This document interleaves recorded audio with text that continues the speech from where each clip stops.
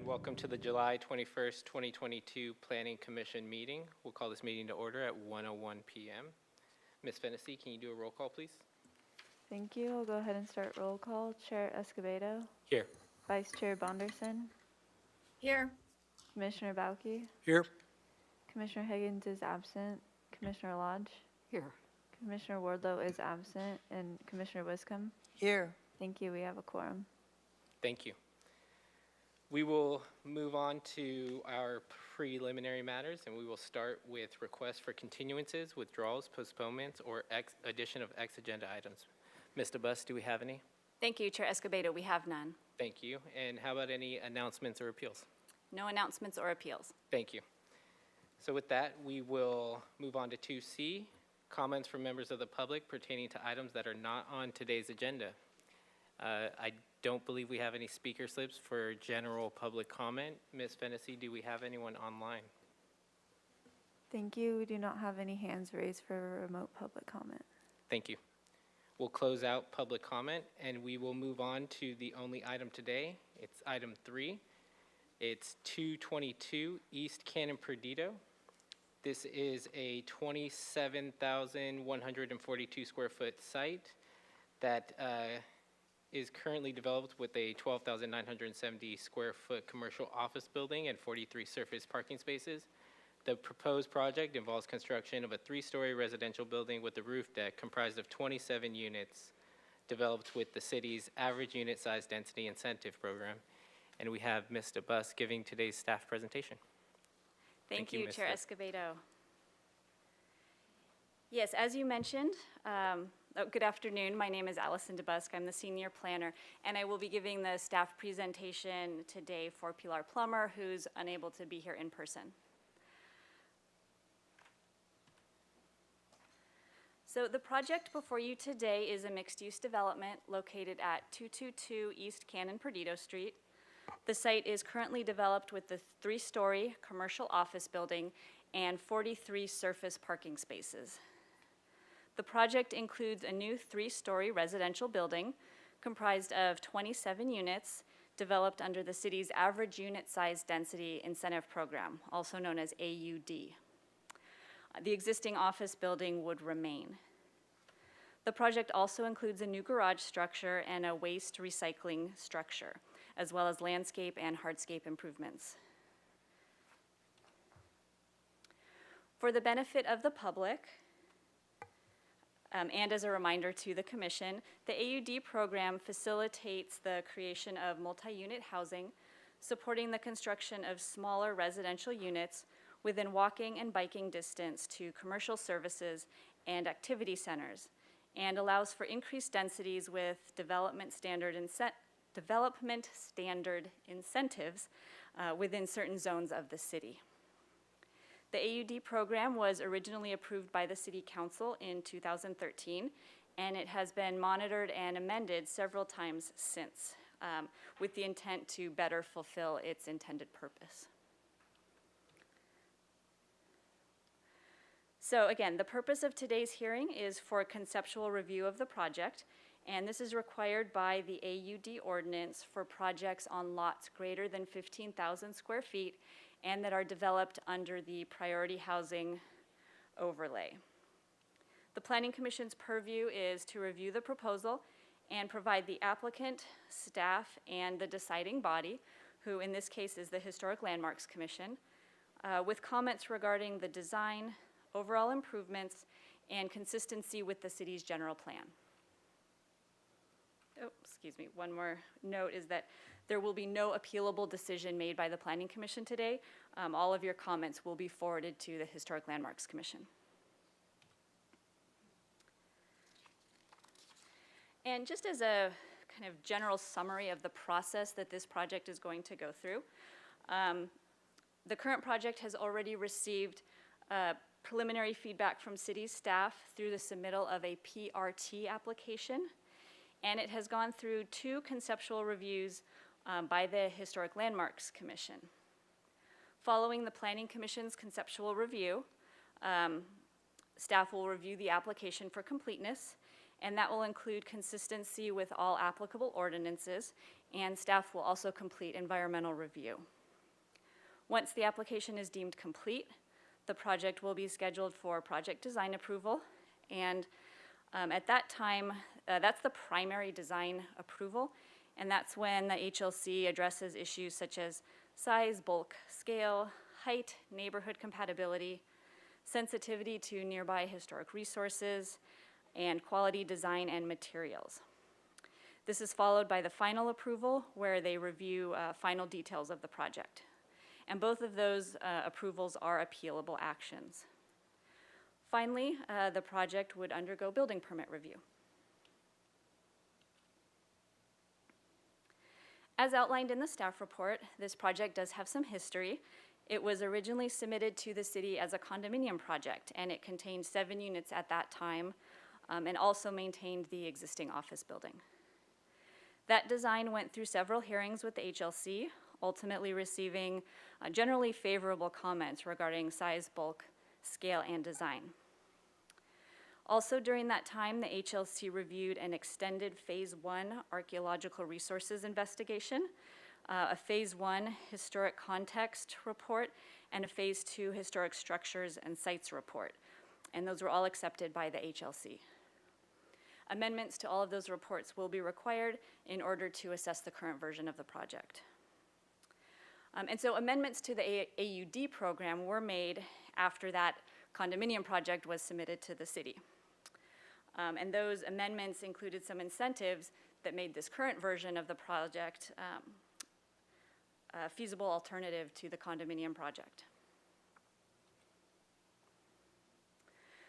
So for some context, this slide shows the project site, which is mid-block on East Cannon Perdido Street, located between Santa Barbara and Garden Streets. This is a street view from Cannon Perdido, looking back at the project site. And this is a map showing our historic resources. There are a number of either designated or qualifying historic resources near the project site. The purple buildings identify landmark structures, orange represents structures of merit, and the blue represent buildings that are on the historic resources inventory list. It's important to note that the project site is within close proximity to El Presidio de Santa Barbara State Historic Park, and that the project site itself includes an identified resource, which is the Santa Barbara Presidio Outer Wall Foundation, which is located in the southwestern corner of the site. No historic resources are proposed to be demolished as part of the project. So this version of the project was reviewed conceptually by the Historic Landmarks Commission on 2 occasions. And the purpose of those hearings was an early consultation prior to submittal of any formal application. And that's why the HLC's comments are provided in the staff report. They're summarized rather than being a formal motion. So at the initial hearing in May 2022, the new residential building was proposed at 4 stories with a maximum height of 46 feet 9 inches. And it included 34 units with an average unit size of 588 square feet. 3 of those units would have been required to be income restricted at the moderate level. So at that hearing, the HLC expressed concern about the size, bulk, and scale, and commented that the new building, in relation to the existing commercial building on the property, created a canyon effect. The HLC also had comments regarding sensitivity of the project to El Presidio de Santa Barbara State Historic Park. Parking and the total number of units proposed were also discussed. However, because the HLC is an aesthetic body charged with reviewing design and neighborhood compatibility, those elements were not specifically within their purview. The project was reviewed by the HLC again in June 2022, and at that point the applicant had opted to eliminate the 4th floor of the residential building, and this reduced the number of units from 34 to 27. This aesthetic change was received favorably by the HLC. The HLC, however, did request additional visual aids to help assess the project, including adjoining elevations to better understand relative height within the neighborhood, additional study of breakups in the design, and sensitivity to the historic resource located on the project, including continued discussions with the Santa Barbara Trust for Historic Preservation. So the project as proposed includes 16,240 square feet of residential floor area and 1,311 square feet of garage and waste recycling floor area. The existing commercial building to remain is 12,970 square feet. As an AUD project located in the Central Business District, no residential parking is required, and 1 bicycle space per unit is required. So this project meets those requirements by providing 27 bicycle parking spaces and no vehicle parking spaces. The commercial parking requirement for the existing building is 25 vehicle spaces, and 6 of those must be surface parking. The project includes a garage structure with a puzzle lift system to accommodate 19 of those parking spaces, and the remaining 6 are provided as surface parking. As part of the PRT review, transportation staff reviewed the parking lift system, and they are in support of using a lift system for this project because the users would be office employees, and so they would become familiar with the use of the lift because they would use it every day. The project will also use the AUD alternative open yard design criteria, which requires that the project provide 15% of the net lot area as open yard. And it does require 1 common area with dimensions of 20 feet by 20 feet, and that is met by the current proposal. Finally, with regard to density, the allowed density is 63 dwelling units per acre with a maximum average unit size of 811 square feet. The project is proposed at 44 dwelling units per acre and has a maximum unit size or average unit size of 577 square feet. And so both of those are well below the maximum that would be allowed. As I mentioned, Planning Commission comments regarding general plan consistency are required, and so I'll go through some of the key elements and policies. With regard to the land use element, the project site is located in the Laguna neighborhood, which is in close proximity to the downtown and includes areas served by MTD buses and the Crosstown Shuttle. Therefore, higher densities and mixed-use developments are considered appropriate. The project is consistent with the general plan land use designation, which supports high-density residential uses in this area. The project is also consistent with the housing element in that it is providing 27 new housing units on an infill site, and it includes a mix of unit types as well as 3 units that would be affordable to moderate income households. The environmental resources element and conservation element include aesthetic and visual resources policies to protect visual resources. There are no public views of the ocean from the site, and while views of the mountains are available at varying points along Santa Barbara Street, these views are blocked intermittently by existing development and vegetation. In addition, the new residential building is mid-block, primarily behind existing 1-story development along Santa Barbara Street. Overall, views of the Riviera and mountains, as viewed from the beach, harbor, or other key viewing areas, would not be impacted by the project. No historic resources are proposed for demolition as part of the project. And as part of the prior condominium project, as I mentioned, Phase 1 archaeological resources report, as well as Phase 1 and 2 historic structures reports were prepared. And as I mentioned previously, they will need to be updated to be specific to the current proposal, and staff will be reviewing them as part of our environmental review of the project. The HLC will also need to find the project compatible with the neighborhood character and respectful to the nearby historic resources and overall character of the city. In general, the HLC has provided comments that the design is moving in the right direction in terms of addressing those findings. And finally, with regard to the circulation element, the project site is within close proximity to sidewalk, bike, and transit facilities, And as part of the project, secure bicycle parking will be provided for both the residential and commercial tenants. This project also includes an innovative parking design that has the proposed parking lift system, and therefore the project could be found consistent with the circulation element.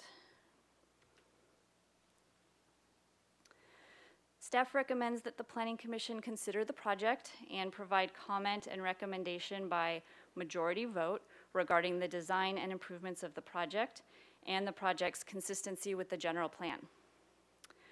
Recommendations and comments by the Planning Commission will be provided to the HLC for their future deliberations. And that concludes the staff presentation. We are available for any questions, and I do want to note that Pilar Plummer, the project planner for this case, and also the transportation planner, Michelle Bedard, are available. They're monitoring the meeting remotely, and they will be assisting with answering questions. They're not available via Zoom due to internet connectivity issues. Excuse me. So that concludes my presentation. Thank you. Thank you, Ms. DeBusk. And we have an applicant presentation as well. And if the applicant team can introduce everyone we have here today, and you will have 15 minutes whenever you're ready to start. Thank you, Chair Escobedo and Commissioners. I'm Christine Perrone. I'm the architect for the project, and I'm here today with Trish Allen from Suzanne Elledge Planning and Permitting Services, and the owner, Jeremy Bassan. I will try to be quick. I think I'm going to be covering a lot of the same that you just saw. So we're here today with an infill project using an underutilized parking lot with 27 downtown apartments. The project location. And we do want to kind of walk through a little bit the historic resource that we are crosses onto the site. So here you can see, which one is it? That one. This site, and here's the location of the outer defense wall, and it just clips the corner of this site.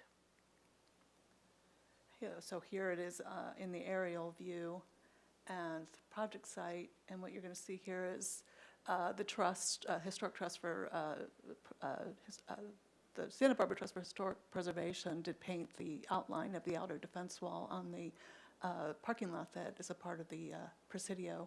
And what we did here is graphically represented it as it continues on and turns the corner. And so I want to go through a little bit of the history, project history. It's going to help, I think, explain some of the decisions that we made for site locations, as well as the work we've done concerning the historic resource and the community outreach that we've done to date. So this was the initial project, the condominium project that was in 2018. It started with 8 units. And what you can see here is we had initially proposed 3-story townhomes at the front of the site and located the parking, the puzzle lift system building at the back. And working with the trust, they had concerns about the location of this building.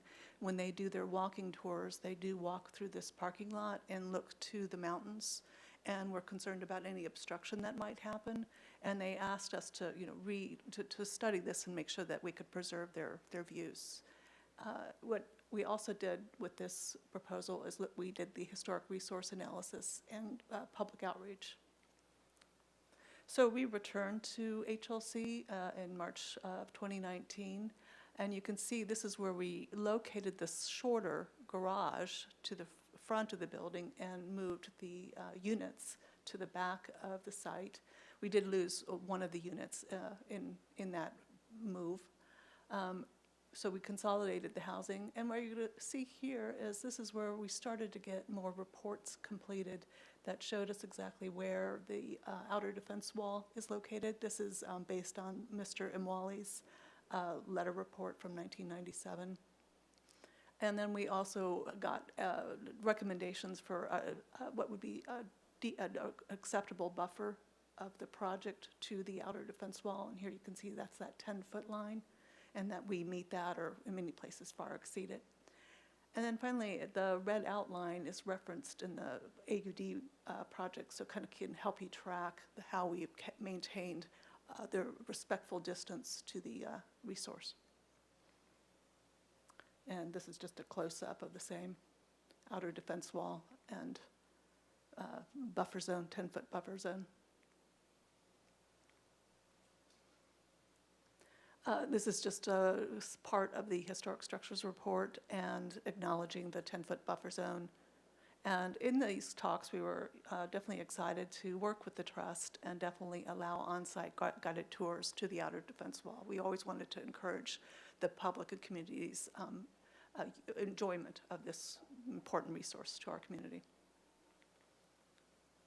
And here's just a snippet of the archaeological report. And this work was done with consultation with, do it from here, the Barbareno Band of Chumash Indians and the Coastal Band of Chumash Nation. And they were supportive of what we were trying to accomplish. And the other community outreach that we've done is quite a few meetings with the Santa Barbara Trust for Historic Preservation. We met several times with Anacapa School to address their concerns. And then we had neighbors to the project. The Council on Alcoholism and Drug Abuse is just two buildings up from the site, gave us a letter of support. The owner of our next door neighbor gave us a letter of support, and one of the local businesses as well.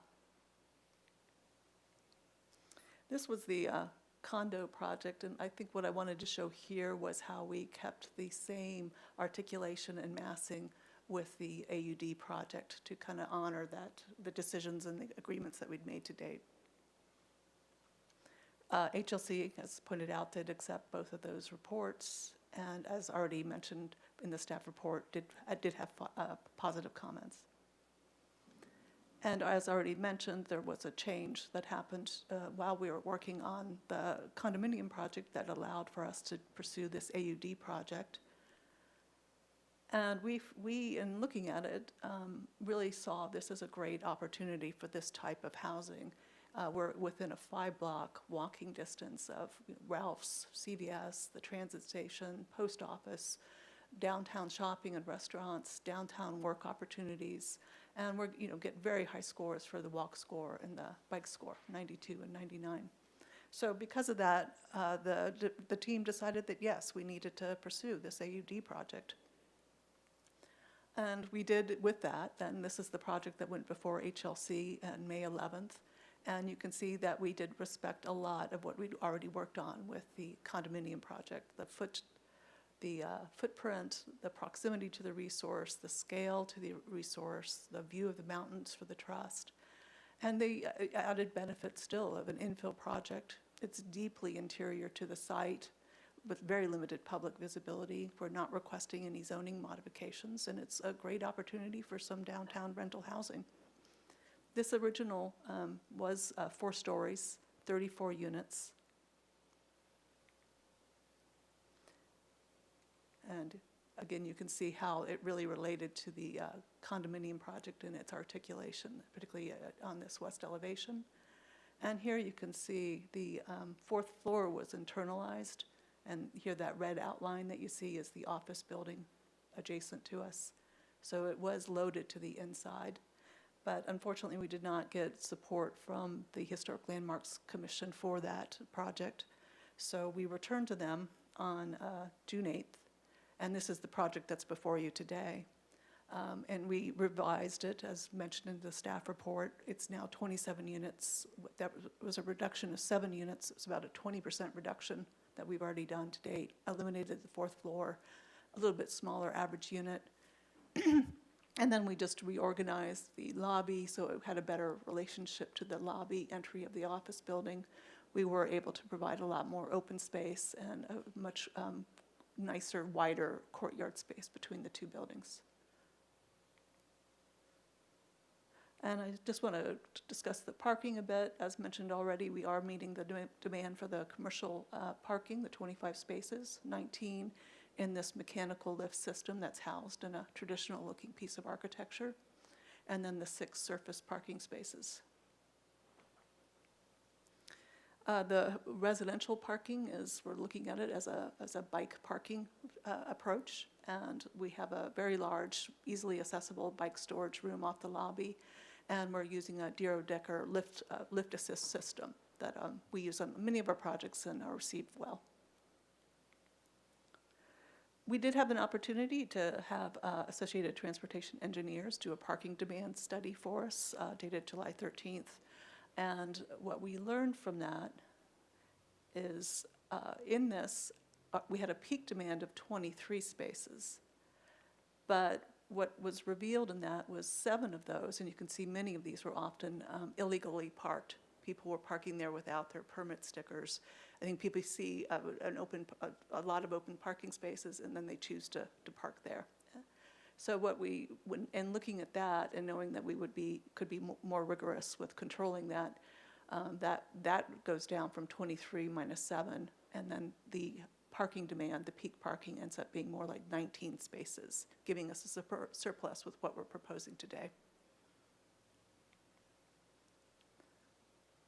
And just a little bit about site circulation and the outdoor space, landscape design.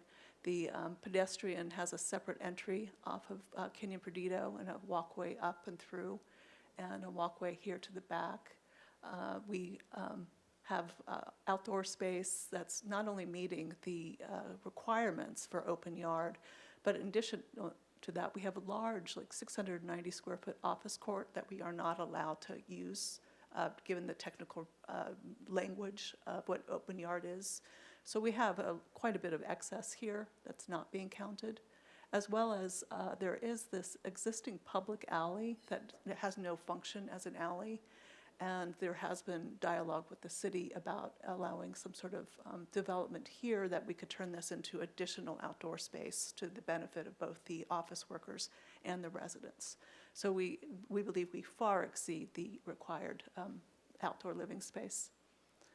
And in addition to that, there's private decks and patios. Our landscape design, of course, we don't have a designer on board right now at this concept level, but of course we have a commitment to native planting and low water usage and reusing whatever vegetation that we might from the site as is.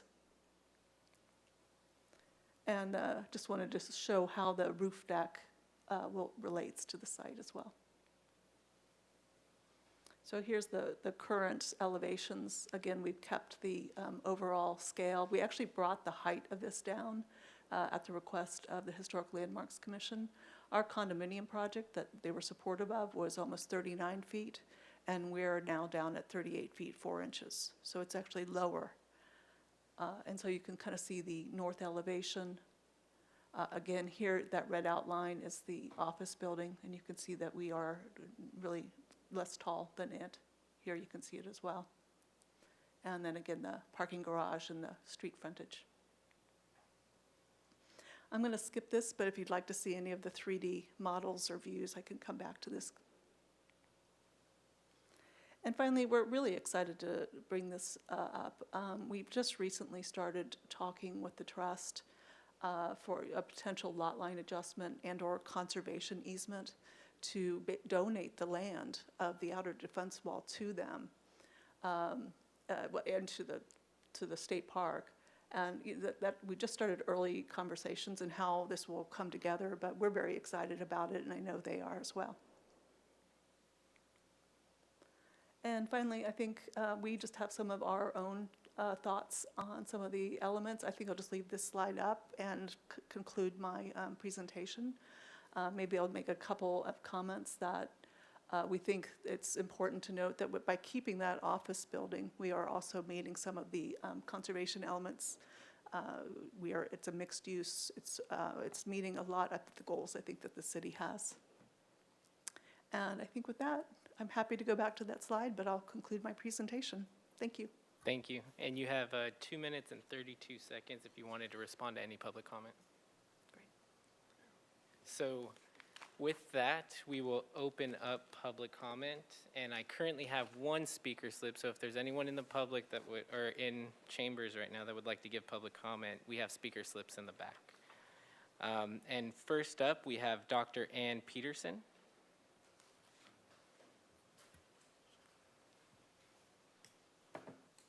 And you'll have 2 minutes for your public comment. Thank you, members of the Planning Commission, for the opportunity to speak. My name is Ann Peterson. I'm the Executive Director of the Santa Barbara Trust for Historic Preservation. As the operator of El Presidio de Santa Barbara State Historic Park, to which this project is directly adjacent, we continue to monitor the project for potential impacts to the park and its historical and archaeological resources. El Presidio de Santa Barbara State Historic Park encompasses the founding site of our city and the extremely sensitive archaeological and historical resources therein. A sensitive portion of this proposed project falls within the boundary of the Santa Barbara Presidio Archaeological Site. The site is listed on the National Register for Historic Places as an archaeological district. The proposed project's within 2 blocks of multiple city landmarks and structures of merit, including the landmark Alacama Theater, and is less than 100 feet from the landmark Rochin Adobe. Last month, we requested a meeting with the applicant to discuss a possible solution to ensure the ongoing protection of the resource under the trust's stewardship. The affected resource is included in both the 1974 acquisition plan for the state park and the 1988 general plan for the state park. I'm pleased to report we've had multiple meetings and the discussion is progressing in a positive manner. We're hopeful that our proposal to protect the resource under our stewardship will result in a benefit both for the applicant and their project, as well as for the development of the park. The trust has and will continue to follow the project design closely. We're pleased with the direction the project's going in this conceptual stage. We appreciate the removal of the 4th floor and other efforts to ensure that the project is compatible with the site context. Thank you. Thank you. And we do not have any other speaker slips, but Ms. Fennessy, do we have anyone online that would like to give public comment? Thank you. If you would like to make a remote public comment, please follow the instructions on screen. And I do want to mention that we did receive 15 public comment letters that were distributed to the Planning Commission prior to this meeting. I do see one public commenter. Jordan Thomas, I will allow you to speak. You have 2 minutes.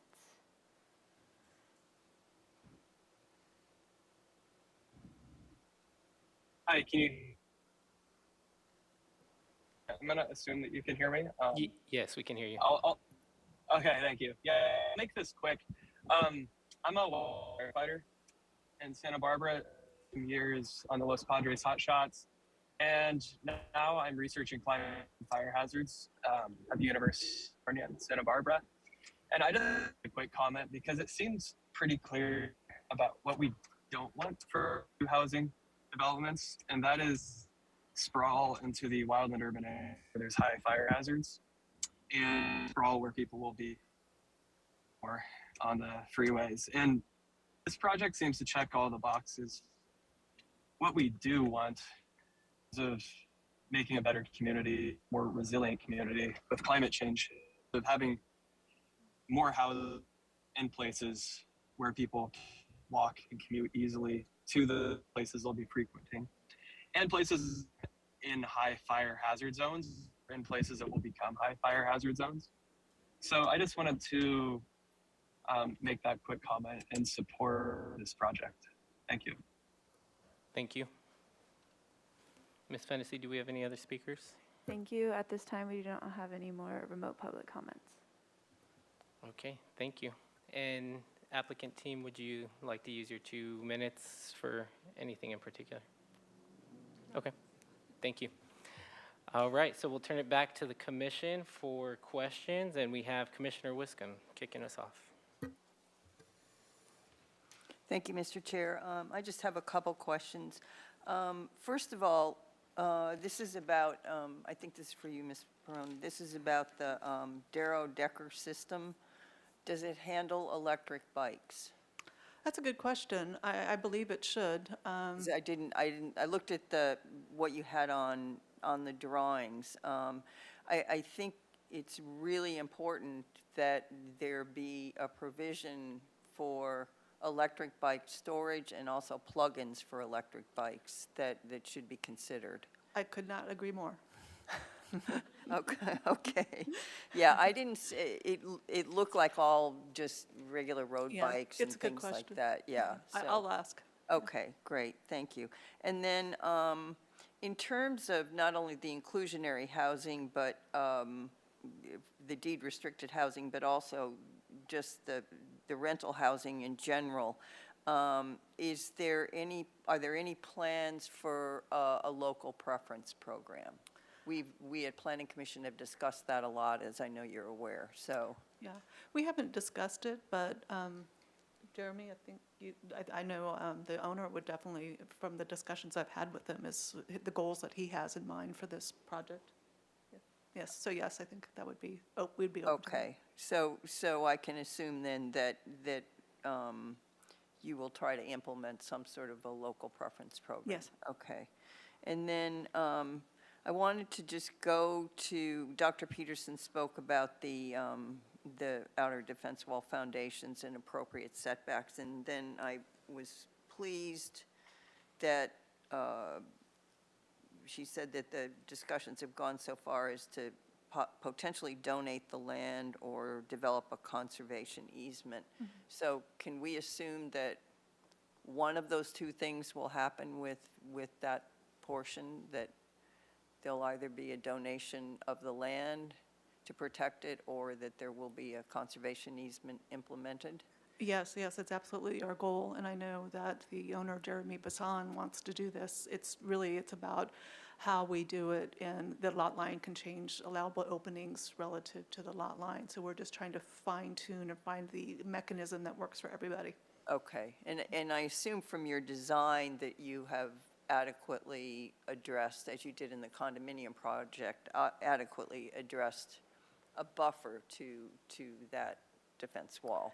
Right, I didn't point that out, but we showed that red outline, and that we are farther away in places that we were closer to the outer defense wall, and kind of get a little closer in places that we were farther away. It'd be easier to show you the slide. Okay, Yeah. okay, great. Thank you for that. And I was curious by one of Dr. Peterson's comments. This is just a question that surprised me.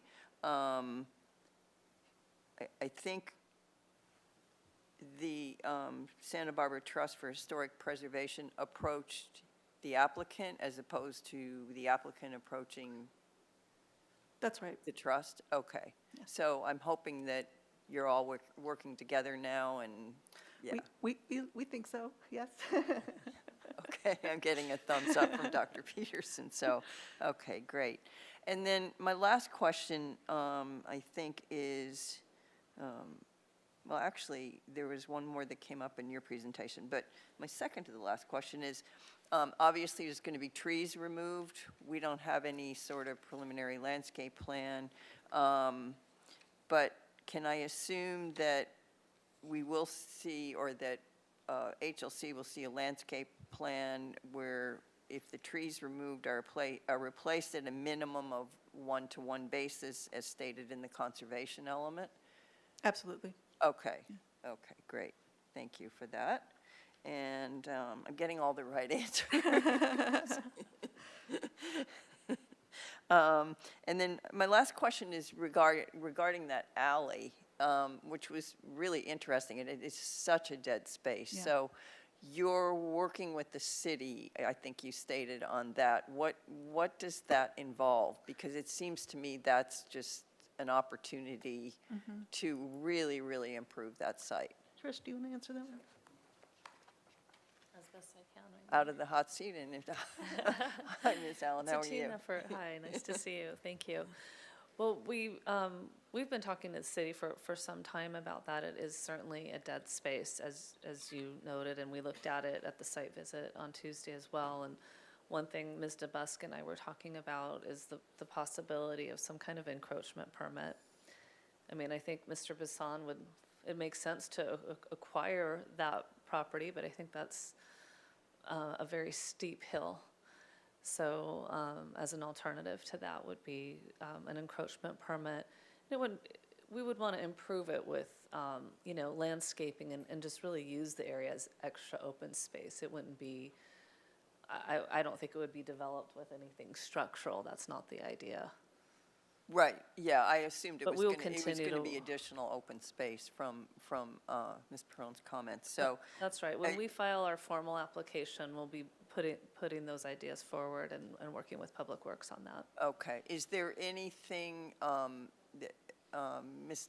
DeBusk, you may be able to answer this, is there anything in the city's records that indicates that that was going to be a through alley to somewhere else rather than an alley to nowhere?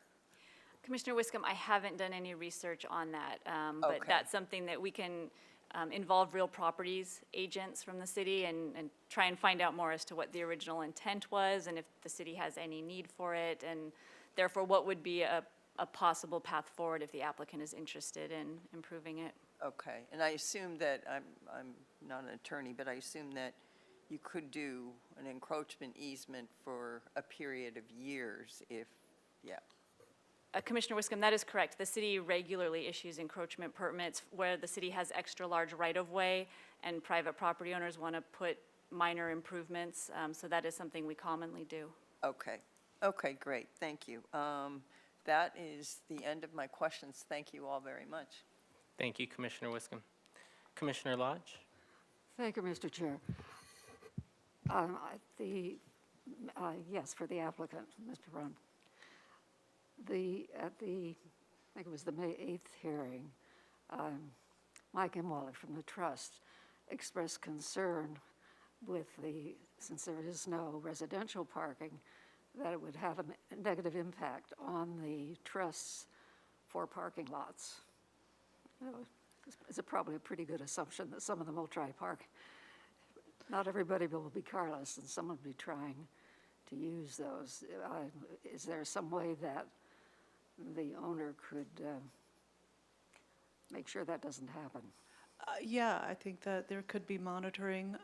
We could have on-site management, making sure there could be permit access. It could be, I think there's a number of avenues that we could use to help ensure that that does not happen. Being good neighbors and working closely with the trust, and as anybody does, is I think probably the most crucial part of that. And we are hoping for feedback on the fact that we are a little bit overparked from the Planning Commission about potentially using some of the on-site parking in dual use. Yes, well, of course, that would be great if Yeah. mixed use of the parking. Okay. That's my only question. Thank you, Mr. Chair. Thank you. Thank you, Commissioner Lodge. Commissioner Balke? While you're still up there, I had a couple questions about the parking using the puzzle lift system. Is the residents able to use it when the office folks aren't? Is this a shared parking arrangement in any shape or form, or is the puzzle lift going to be partially vacant during those off-office hours? Great, thank you, Commissioner Balke. That's a great question because we think it'll probably just be empty a lot of the time. Even if you look at our parking demand study during office hours, we often have maybe 12 cars there. So there seems to be an opportunity here that we would need support for if we were to pursue that. And that'd be something you'd work out with the tenants of both the Correct. residents and, Correct. okay. That was one question I had. My next question is more to staff, and it's more a case of being a newbie here, trying to understand the AEUD process. This particular project, because it's not asking for a community benefit, because it's not going over the height limit, is why it's at HLC and not at the Planning Commission. Is that correct? Commissioner Balke, that is correct. If they were proposing over 48 feet, they would need that height exception approval from the Planning Commission. But other than that, as a rental project, the Design Review Board is typically the decision maker, unless they were asking for a modification or some other land use approval. Okay, that's the only questions I have. I'll have comments later. Thank you. Thank you, Commissioner Balke. Vice Chair Bonderson? Thank you, Chair Escobedo. Good afternoon, everyone. I was at the site visit on Tuesday, and I was able to answer most of my questions, but I do have one with regard to the parking issue. And we did kind of touch on it at the site visit, but I'd like to further the conversation a moment to follow the previous question from my fellow commissioner. With regard to the parking structure and the lifts, would there be any consideration, and if so, how would it be organized? How would the arrangements be potentially documented to allow some sort of a shared experience where outside of the workday, perhaps when employees are leaving and leaving their spots vacant in the evenings and on the weekends, that the people who are, the residents who are actually living on the property get to use those spots and have some type of guarantee that those spots would be open. Are there enough spots for that flexibility at this time, the way that it's been designed? Great, thank you. Yes, and I'm not the planner on my team, but I think the mechanism for this would be that we would probably need a modification for a reduction in the required commercial parking spaces. Yes, Commissioner Bonderson, that is correct. If there were to be any shared use or not have these spaces exclusively reserved for the office use, then it would require some type of parking modification. Just in general, I think one thing to consider is if the units are marketed without parking, you're more likely to get tenants that don't require parking. And so it can start getting complicated if there's a shared use, and then trying to figure that out and monitor it. It would definitely be something that the property owner would be taking on as a monitoring, but the parking modification would be the potential mechanism to get there.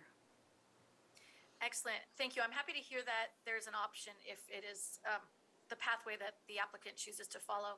And I would assume, this is just kind of putting out an idea, that if there was some sort of shared use, the monitoring would very likely be remote, because you could just have a pass or something that allows people to go in and out, so that it wouldn't be open to public access. I'm sure there's a system in place with a little research. My second question will likely go back to Ms. DeBusk. It's a city-related question.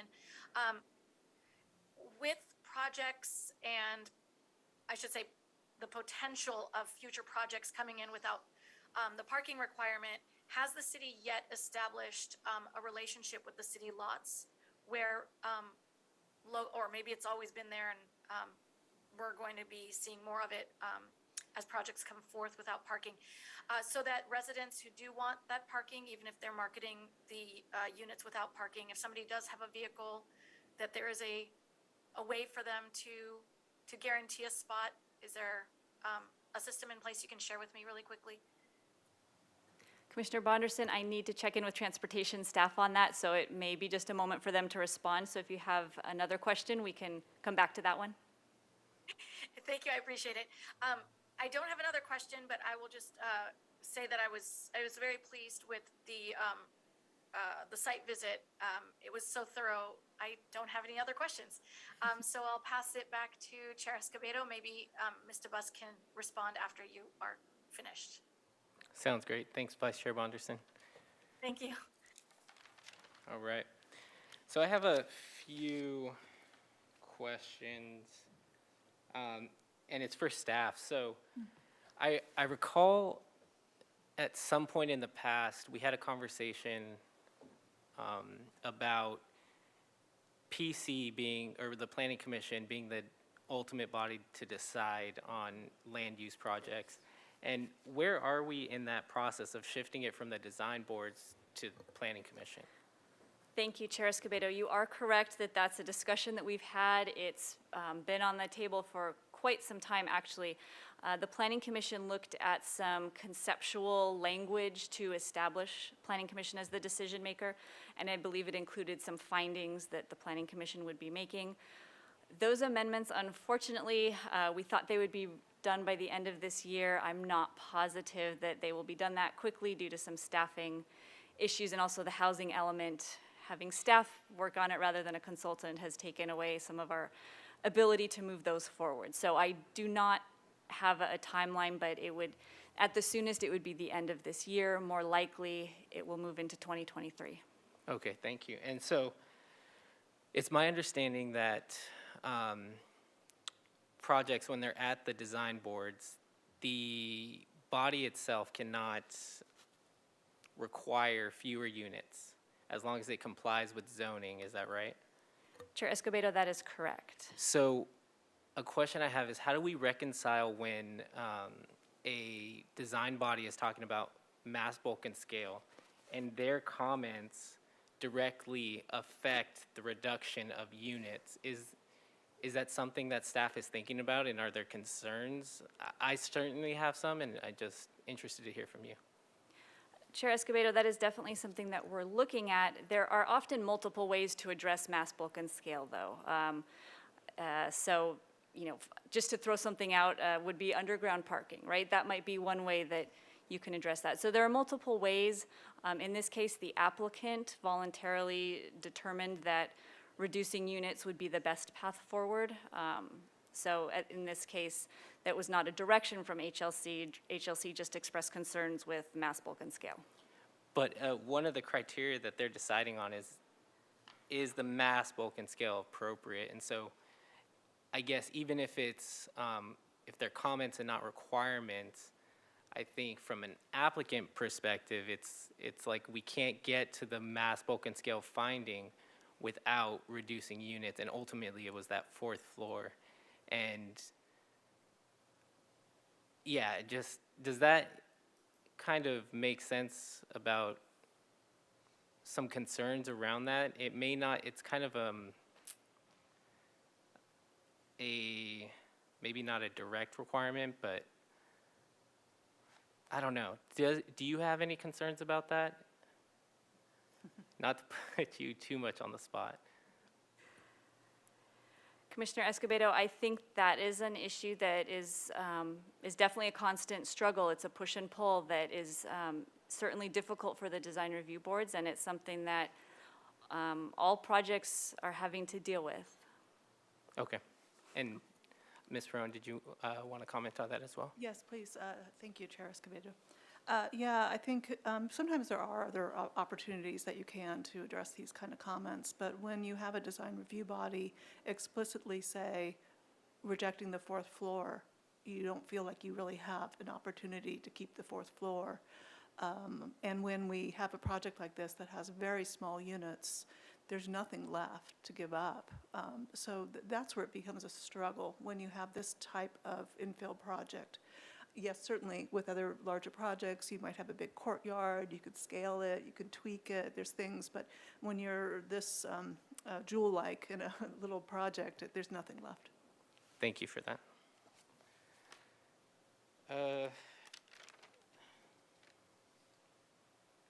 And Ms. Perone, if you could just remind me what the height of the four-story project was and the tallest part of the... It was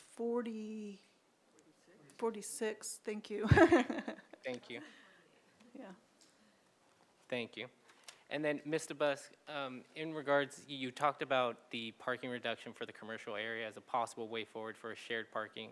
Is it possible for the tenant just to have maybe not a formal parking reduction for the commercial space going through the city process, but they kind of figure out maybe an evening and weekend opportunity for those residential units if it's available? From a zoning, or Chair Escobedo, from a zoning standpoint, the answer is no. So. Thank you. That is short and sweet and just how we like it. All right, thank you. And I think those are all of my questions. So unless there are any other questions from commissioners, we'll turn it back to the commission for... Chair Escobedo, if I can just jump in and give a not fully responsive answer to Commissioner Bonderson. The way to use or to obtain a parking space in a city lot, you would need to contact Downtown Parking. I believe there may be opportunities where spaces are available for a monthly fee, but it's not a guarantee that the lot closest to the development is actually going to have availability for that, so. Thank you. Yeah, and that was my recollection. I think there's a cap on the number of permits and only in specific lots. But we will turn it back to the commission for comments, and I believe we have Commissioner Bauke going first. Thank you, Mr. Chair. Honestly, I found this project to be a little frustrating, seeing that you lost 7 units of housing this community dearly, dearly needs. But we're not the decision-making body, unfortunately, on this project, nor are you asking for a community benefit override. So we're only here to basically jawbone on this one, honestly. you have a site here that's got a central location, a high walk score. You're using state-of-the-art puzzle lift, which honestly I think is a great thing. I started using those 20 years ago on projects, and they were new then. Everybody thought they wouldn't work, but they do. And the comments that the Commissioner Wiscombe had as to the electric bikes and a local preference and the conservation easement all meet the needs of the site. And I'm just very frustrated that you lost the fourth floor from HLC. I just don't see that was a good decision. I think we need as many units as possible, and this is a location which actually there's like 7 or 8 foot of elevation change on the street down. It's sort of a low, sort of a little bit of a hole you're working up. So it wouldn't be as tall as some people might think about it. As to the alley easement, the city has a whole bunch of these laying around all over the place, and then, the city sort of lose tracks of some of their alleys and other easements, and the real property folks need to probably take an inventory, because this is another example of those alleys and other historic holdings the city has, which could use, probably be used better elsewhere. So that's my comment on that. I'm a big, strong advocate of unbundling the parking, which is, in this case, the city basically says it's all commercial and 0 for residential, but the whole theory of unbundling is really what we should be having, is that if there is commercial parking spaces that are available at night and weekends, they should be available. And the city, I would think, would be well-served in the core to, and maybe this will be part of the master plan, talk about having a program of, if you're not going to require parking, that parking is available in city lots through a shared parking arrangement, because there's a lot of empty spaces at night. And having that availability would be very positive. So once again, I'm frustrated. I think the 34-unit project would have been a better thing for the community. Unfortunately, that's not we can only job on. So thank you for your time. Thank you, Commissioner Belkey. Commissioner Wiscombe? Thank you. Excuse me. Thank you, Mr. Chair. I echo a lot of the same comments that Commissioner Belkey made. I suspect that HLC wanted the height reduction, or thought that it would be less impactful at 3 stories because of the elevation of this particular site. It's kind of at the top of Canon Perdido there. So a 4-story would probably, that would be my guess. I just would like to see the project go through. So and HLC is the decision maker. I think it's a shame that hasn't happened yet, that Planning Commission becomes the decision maker, but it's not the case right now. So I'm willing to move on from that. I like the addition of the smaller studio units, and the fact that some of them have private outdoor space. I think that was very sensitive in the design, and I appreciate that. And I appreciate the fact that it's gone from a condominium project to a rental project, and I think it fits very well into the Laguna neighborhood. I really do. And I really would encourage the city to dedicate or give an encroachment permit or whatever, so that when the property is developed, that alley can become part of the project and done at the same time, and not sometime in the future when it costs more money. You want to do it when people are mobilized on the site and able to do it. I appreciate the conversations on the donation of the land or conservation easement for Santa Barbara Trust for historic preservation, and that I think really needs to continue and come to a positive conclusion for all parties. the electric bikes, I think, is essential. I agree with Ms. DeBusk. This project are units marketed without parking. And I think we need to take that for a spin and see where it lands in terms of rents. The rents are going to be lower without parking. It's a shame that there's a whole nother process to turn those commercial spaces into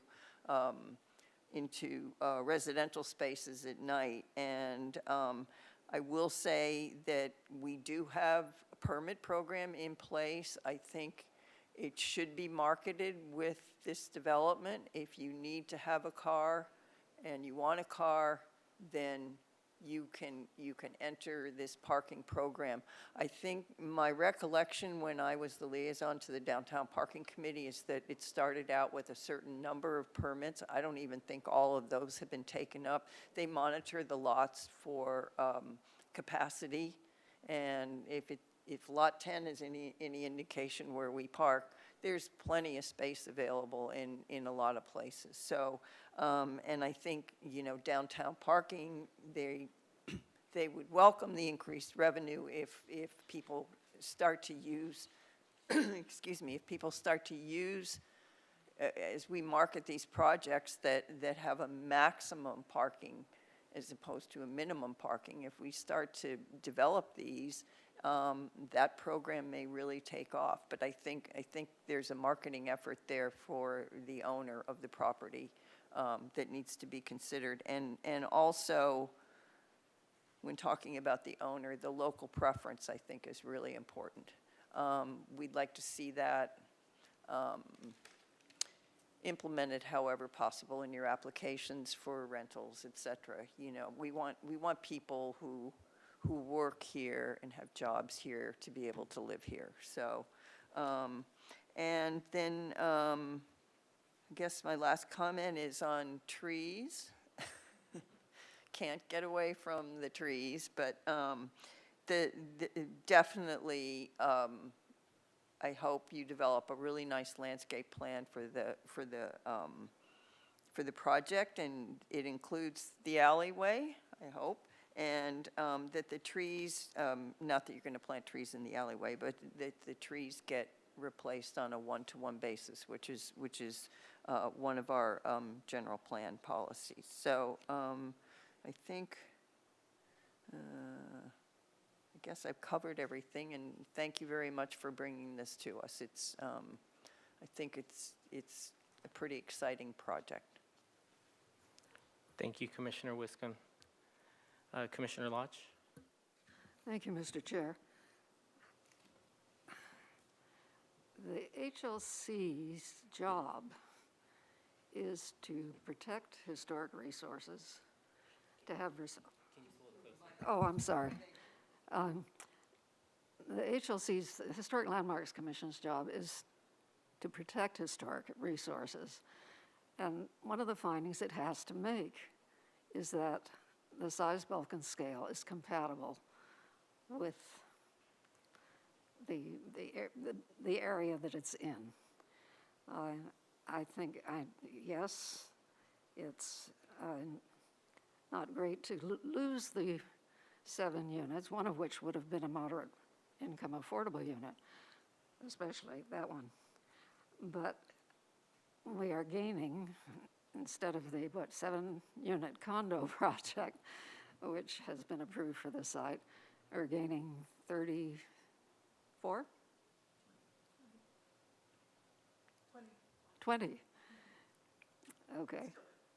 Okay, we're gaining rentals that, which are badly needed. It's located mid-downtown, and it's a very, very appropriate infill site, certainly better than just parking. So I think it's a good project. I'm very glad to hear that discussions are going forward well with the trust, and hope to see an agreement that suits both property owners. And I also hope you can get control of that utterly wasted piece of pavement that's the former alleyway. there's a building, there will be buildings at both ends of that place. It could never, ever be used as what it originally was for. So I hope that works out. It'll make it much better for both the office workers and the residents. So those are my comments. Thank you. Thank you, Commissioner Lodge. Vice Chair Bonderson? Thank you. So I have a few comments to make here, but I want to express my agreement with both Commissioner Balke's parking and height opinions, as well as Commissioner Wiscombe. I don't want to beat a dead horse. I think they've expressed it perfectly, but I also want to express the fact that I, too, am disappointed that we have an opportunity to get more housing, and to lose an entire story is a bit of a loss. I would like to encourage the applicant team, if they may consider, since this is a concept review, to return with a fourth story and find their way to the Planning Commission for a mod request or a height request or whatever it might be that brings them back to us, and perhaps find another ending to this story. That being said, I would like to express, again, my concern with the current parking reduction. Well, it's approved pathway for having no parking. Although that is clearly the way that you're allowed to develop this project, I would recommend, if it is possible in any way, any form of creativity, to add some residential parking, whether it is shared parking in the evenings and weekends, and the applicant finds a way to monitor that and make it possible for everyone using the property to share that parking, or find other ways where you might add some parking that's exclusive for the residents and go through the city's process to do so. For me, I'm always thinking about inclusivity, and the moment we take away all parking, we sincerely limit a lot of people who may love to live downtown and could possibly manage short distances walking and carrying things, but need a car for a number of reasons, whether they may be handicapped or disabled in a more temporary fashion. So if it isn't as part of your design yet, I would recommend you creating some sort of maybe loading and unloading area where someone could drive up to drop off groceries or some other things that they might buy. So it's not just, on the street or in the driveway blocking traffic. But areas where your tenants will find some sort of ease before they drive off and perhaps park in the city lot. Just different ways to make that type of non-car situation more creative and comfortable for possibly for tenants who might need that extra support. And that being said, I wanted to also just commend the applicant team for the historical thoughtfulness towards the historical aspects of the site, working together and cooperating so nicely with our local trust for historical preservation. I'm a huge advocate for our Presidio and found it to be very interesting how you have thought through different ideas on allowing the wall to be visited. And I'm looking forward to how that comes together. Very excited about that. I just hope to see more projects like this come in for concept review, and I hope that becomes the norm. So, my hat's off to the applicant team. Thank you for coming for a concept review early in your process, and we look forward to seeing this project. Thank you, Vice Chair Bonderson. So I'll echo many of the comments. I think this is a great project. It's a great site. it's a really deep lot, and most of the development is happening internal to the lot, which is fantastic. It's close to public transit, very bikeable, very walkable. There are a lot of amenities very close by. If there were a place for zero parking, it's here.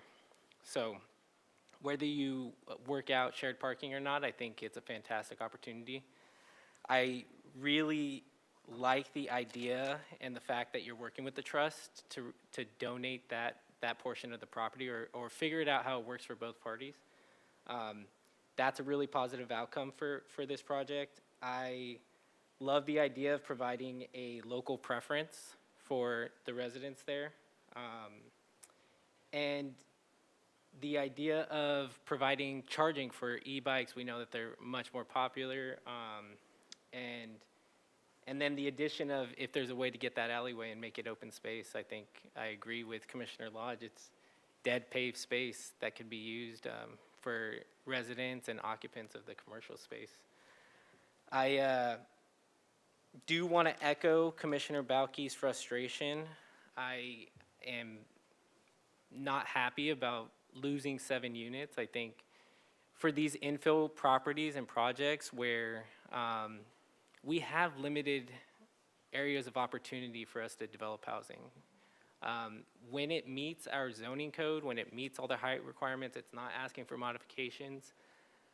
I don't think that we should be providing feedback that reduces the number of units in a project. And I worry about, even though if it's not a requirement or a direction, about the fact that mass, bulk, and scale can play into this effect of reducing the number of units in a project. I look forward to the change in decision makers from design bodies to planning commission. I think that's where it belongs. I would also encourage the applicant that if it's possible that you reinstate the 4th story and that you reincorporate those 7 units, particularly we gain 1 moderate unit, which we so desperately need. In the meantime, between now and when Planning Commission becomes the decision maker, we really need to figure out this question about mass, bulk, and scale and how it fits into the reduction of units and how we can provide more guidance for the design boards, because I worry about the legal ramifications of feedback like that, where it seems like the only way to meet the mass, bulk, and scale expectations or meet that threshold to get approval from design boards is to reduce units. I don't think that's a place we want to go, especially when a project meets all of our zoning standards. We set the rules.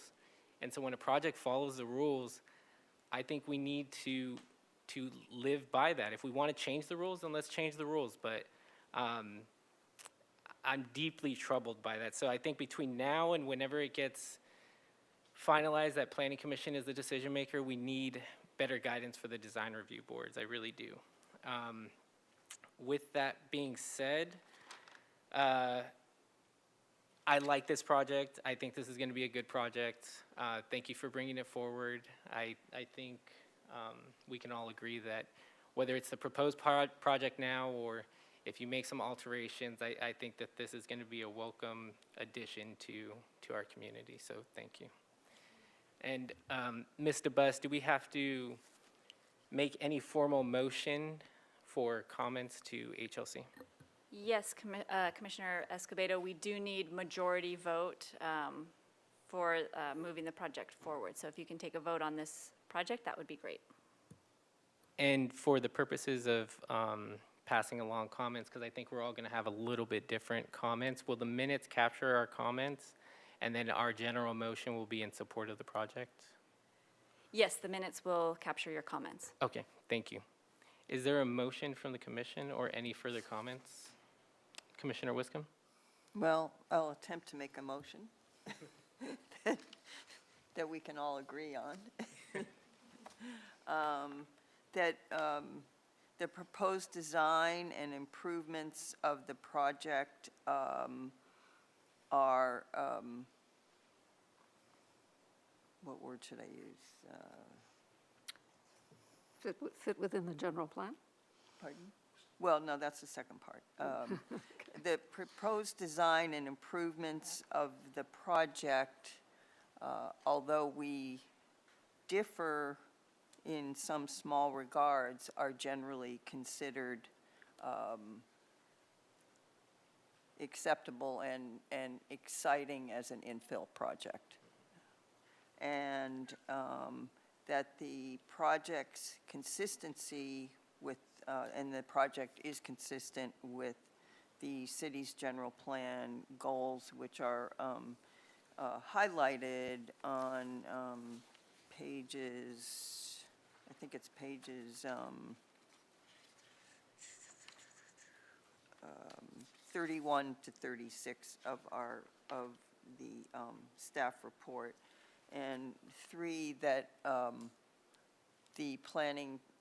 the individual comments by the planning commissioners are included in detail in our minutes that will go to the Historic Landmarks Commission.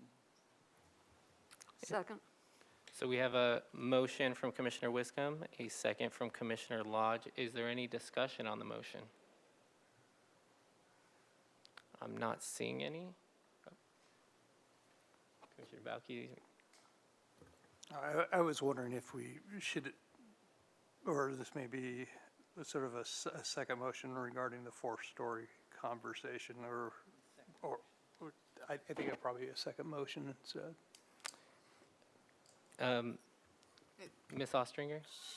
I'd need to, Chair Escobedo, Commissioner Bauke, I'd need to know a little bit more about Well- what the motion is. Well, the motion would be that the commission recommends that the fourth floor be added back to the project.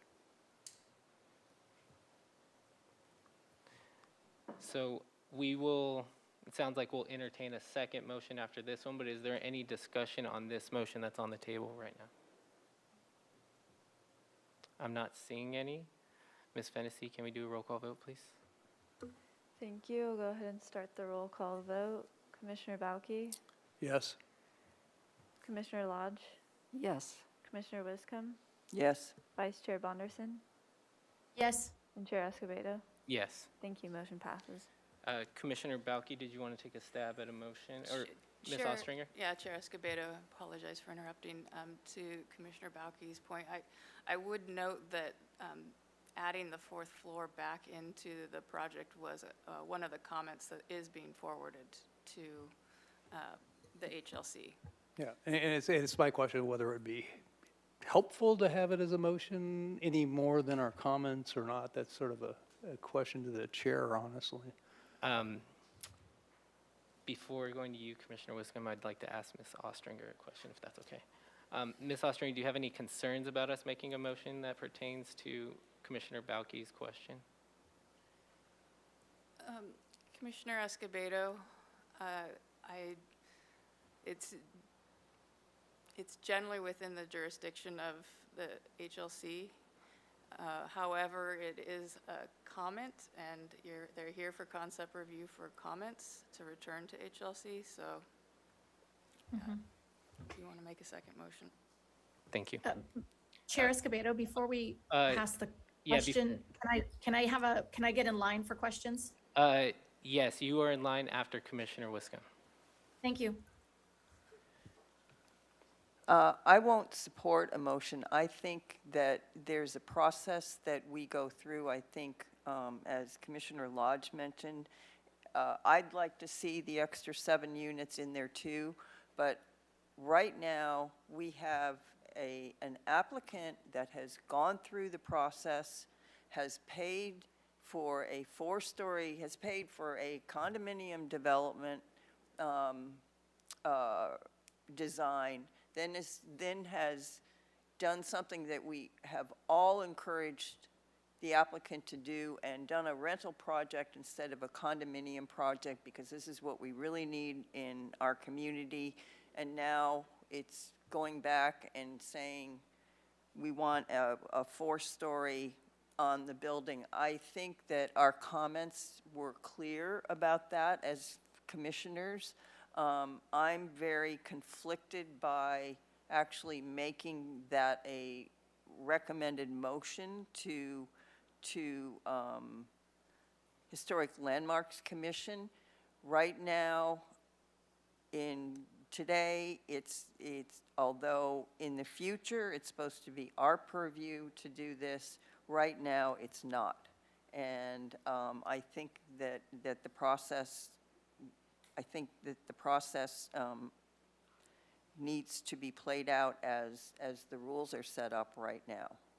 And I won't support it, and I won't support it either way. I will just abstain. Thank you. Commissioner Wiscombe, if I can ask you a question. What if the comment was framed in a way that would say, if the applicant so chose to add the fourth floor, the Planning Commission would be supportive of the idea? I would not be in a position to vote on that either, because I think that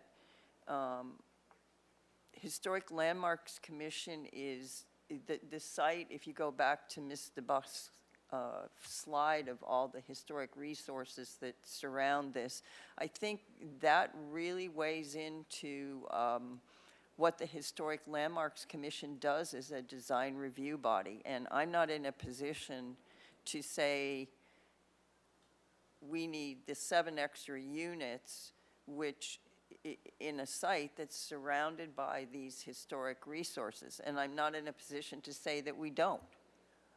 It's not in our purview. Fair enough. Commissioner, or actually Vice Chair Bonderson, and then we'll come to Commissioner Bauke. Thank you, Chair Escobedo. I actually was curious to, if we may, direct a question at the applicant to see if this is something that they're even interested in. Have they come to peace with the fact that they don't have a fourth story and they are done with this conversation and all of our efforts and encouragement are lost on deaf ears? Or would they like to have our recommendation and our supportive comments passed on to HLC with or without a motion? Vice Chair Bonderson, I'm going to, as privilege of the chair, just say that I think we're going to keep it with discussion amongst ourselves. I think Commissioner Wiscombe makes a good point about this is not our decision as the current process is laid out. I think in the future it will be. It's a good argument by Commissioner Wiscombe in our comments. As long as our comments are documented in the minutes, I personally feel comfortable with that and would not support a motion. But Vice Chair Bonderson, did you have anything else other than that portion? Yes, I do. And thank you for your explanation. I completely respect your decision. And I will perhaps defer this either to Commissioner Wiscombe or to staff. At this point in the process, is the fact that the project has gone to HLC, the fourth story has been, advised to be taken off, and it's been taken off. Does that end that discussion? There's no room for them to go back to HLC on their own without our support or lack of to do anything extra with that? Is that in the past now? I don't know the process. I apologize. Vice Chair Bonderson, so this project has not been formally submitted as a project. So ultimately, the applicant can choose what project they want to formally submit to us. Got it. Thank you. That actually changes a bit of my thought process on the motion that Commissioner Bauke has presented today, but I'd like to hear what he has to say. Thank you, Chair Escobedo. I appreciate the time. Thank you, Vice Chair Bonderson. Commissioner Bauke. I have a question for the city attorney. How many votes do you need to pass a recommendation? We have 2 members missing, so we're at 5 at the moment. Just need a majority, so you'd need 3. Yeah. I think I'm probably pushing a dead horse here a little bit based on the comments I've heard from my fellow commissioners. So I think at this point, my recommendation is we'll withdraw the motion. Thank you, Commissioner Belke. Are there any other additional comments before we close out this item? I'm not seeing any, so we will close out this item. This is not an appealable item, so we will move on to our administrative agenda and move on to committee and liaison report. Chair Oh, Escobedo? I'm sorry, we have a training. I'm getting ahead of myself. I got a little bit too used to getting out of here early. Look at me. Yeah. All right, so we close out item 3 and we'll move on to item 4, which is an exciting training item about the California Environmental Quality Act. And we have Julia Peugeot here who's going to give us a presentation on CEQA, or the California Environmental Quality Act, and the environmental review process for development applications within the city. Welcome, Ms. Peugeot. Thank you. Chair Escobedo, members of the Planning Commission, my name is Julia Peugeot, and I am the Environmental Analyst in Community Development.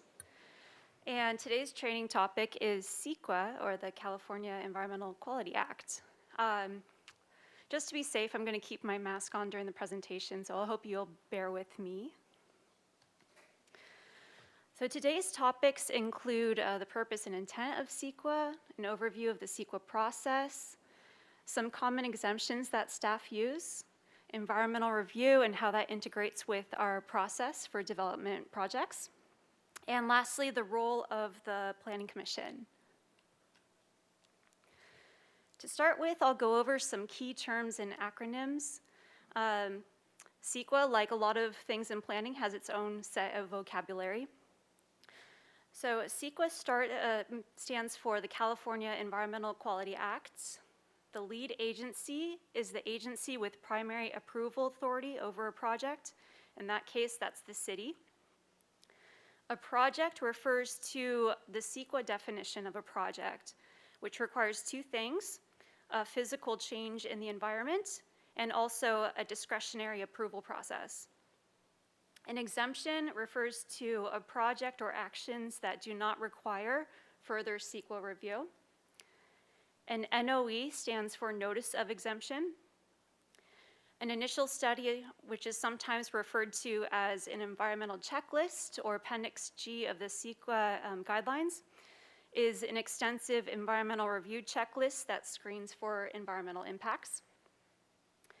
MND stands for Mitigated Negative Declaration, ND stands for Negative Declaration, and EIR stands for Environmental Impact Reports. So to go back to the beginning of CEQA, in 1969, NEPA was signed into law. NEPA stands for the National Environmental Policy Act, and NEPA establishes the environmental review framework at the federal level.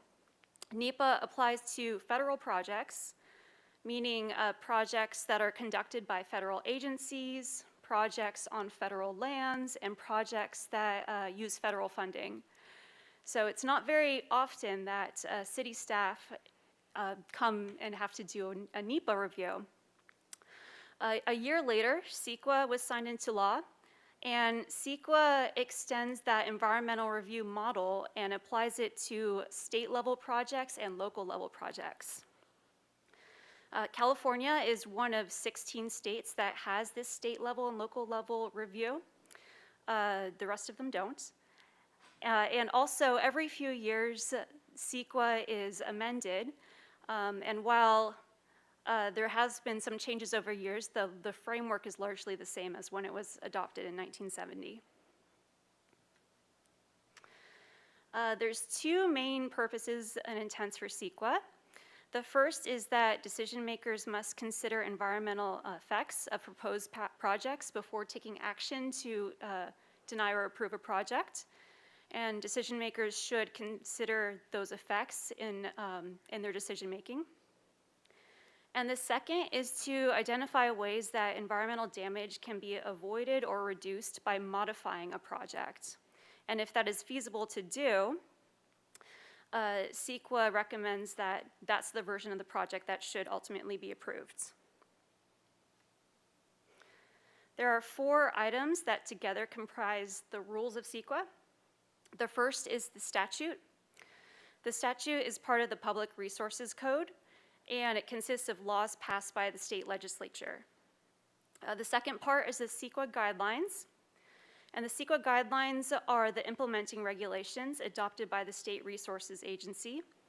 They are part of the California Code of Regulations, and even though they are guidelines, we are required to follow them. CEQA also allows and encourages local agencies to adopt their own implementing procedures. And so the City of Santa Barbara has done that with the CEQA ordinance, and that's located in Chapter 22 of the Municipal Code.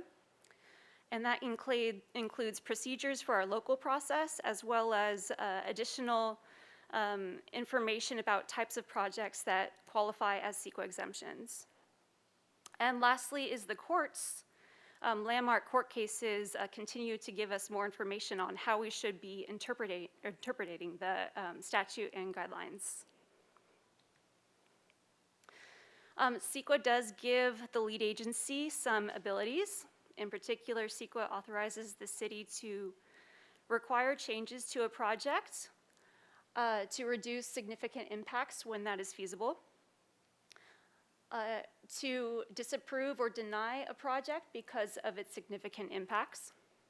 Conversely, the city may also approve a project with unavoidable impacts if the decision makers decide that the project benefits outweigh the environmental effects. And those benefits may include community benefits, economic benefits, and social benefits. Lastly, CEQA allows the city to collect fees from applicants to implement the CEQA process. These are the key participants in the CEQA process. At the center is the lead agency, which is the city. If mitigation measures are identified to reduce impacts, the applicant must agree to implement those mitigation measures. If a CEQA document is prepared and circulated for public review, the lead agency is responsible for facilitating that public review and in cases responding to those public comments. In addition, there may be other agencies with jurisdiction over a particular project site or over a particular project. That can include agencies such as the Coastal Commission for projects within the coastal zone, or agencies that might be adjacent to the city, such as the County of Santa Barbara, as well as agencies that have jurisdiction over particular resources, such as State Fish and Wildlife, or the Air Pollution Control District, or Environmental Health Services for any type of soil or groundwater contamination issues. Lastly, technical specialists or consultants may be needed to prepare technical studies. And then kind of outside this circle are the courts. CEQA is ultimately enforced through the courts, and if the CEQA process is not done correctly, the public or another agency may bring a lawsuit, and nobody likes to get sued. There are 3 levels of CEQA review: exemptions, NDs or MNDs, and EIR. The first level, exemption, is the most common type of CEQA review, and exemptions are usually found for the majority of development projects in the city. For an exemption, if a project meets the requirements for an exemption, no initial study is required. There's no public review process, and generally projects that are exempt do not have significant effects. That process takes about 30 days, and that's happening concurrently with application review. If a project does not fall into an exemption category, an MND or an ND may be required. If that's the case, an initial study is prepared. An initial study may find mitigation measures, and for that document to be an ND or MND, there must be no significant effects, either with or without mitigation measures. That process requires public review, and that process usually takes about 6 months. And then the most complex level environmental review is an EIR. And EIRs are For projects that may have a potentially significant effect, it requires 2 rounds of public comment periods, one at the beginning of the EIR process and another one once the draft EIR is available. And in addition to identifying mitigation measures, alternatives to the project must also be discussed. And if through the EIR process it's found that the project would still continue to have significant effects, a statement of overriding considerations must be adopted.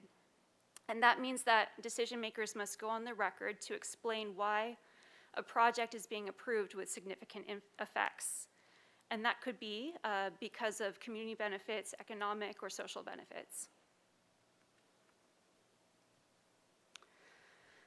So this is the general steps of the CEQA process. I'll go through these and then I'll go through each one in a little bit more detail. The first step is to decide if an action is considered a CEQA project, if it meets the definition of a CEQA project. Projects that come before you at the Planning Commission are considered CEQA projects because that's a discretionary process.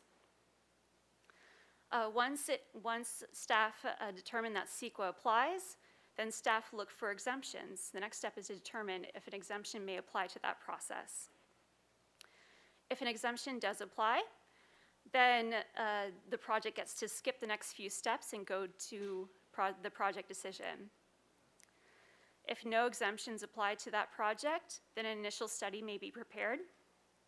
And the initial study would identify which is the appropriate CEQA document to prepare. Being a negative declaration, mitigated negative declaration, or EIR.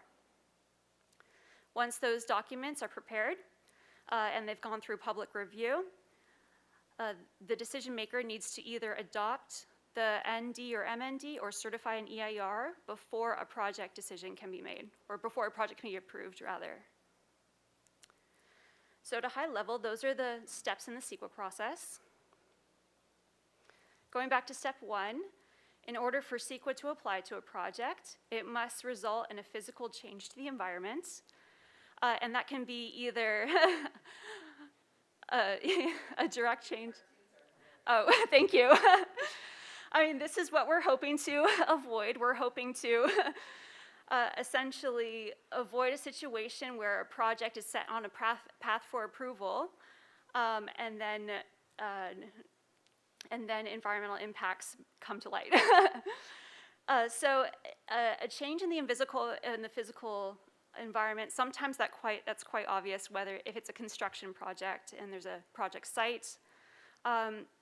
Also, CEQA considers certain actions like amendments to general plans or zoning ordinance may also qualify.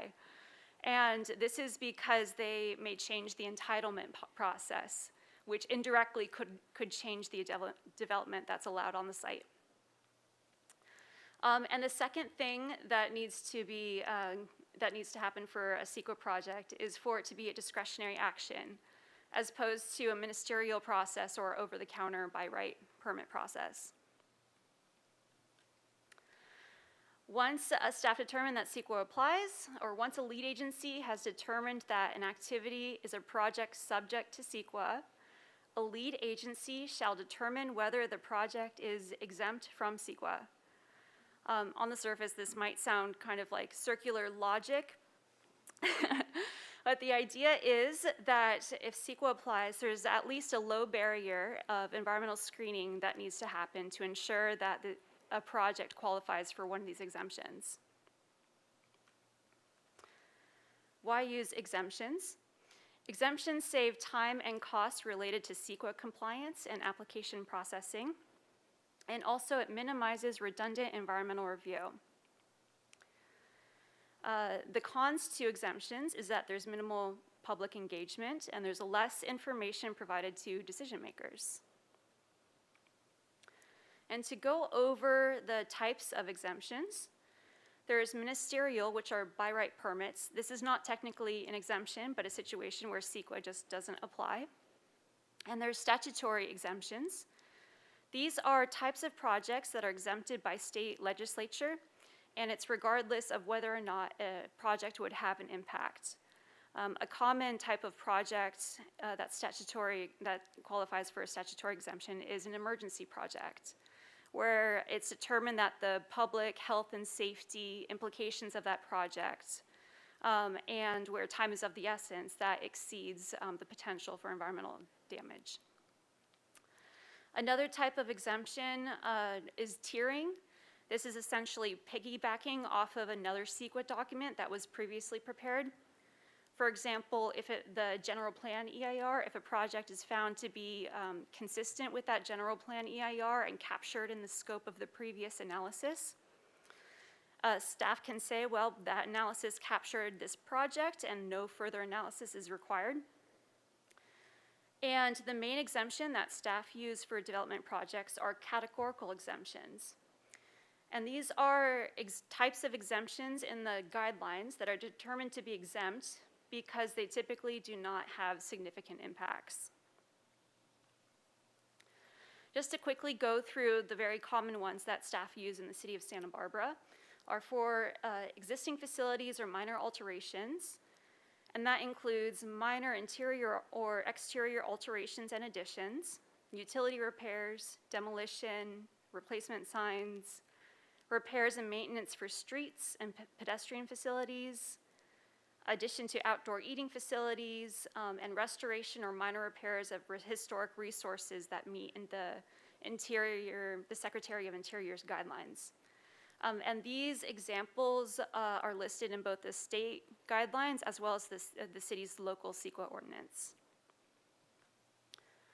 Another common exemption is new construction or conversion of small structures, and that includes single-family residences, multiple family residences up to 6 units, accessory structures, ADUs, office conversions, playgrounds and recreation equipment, and ADA facilities.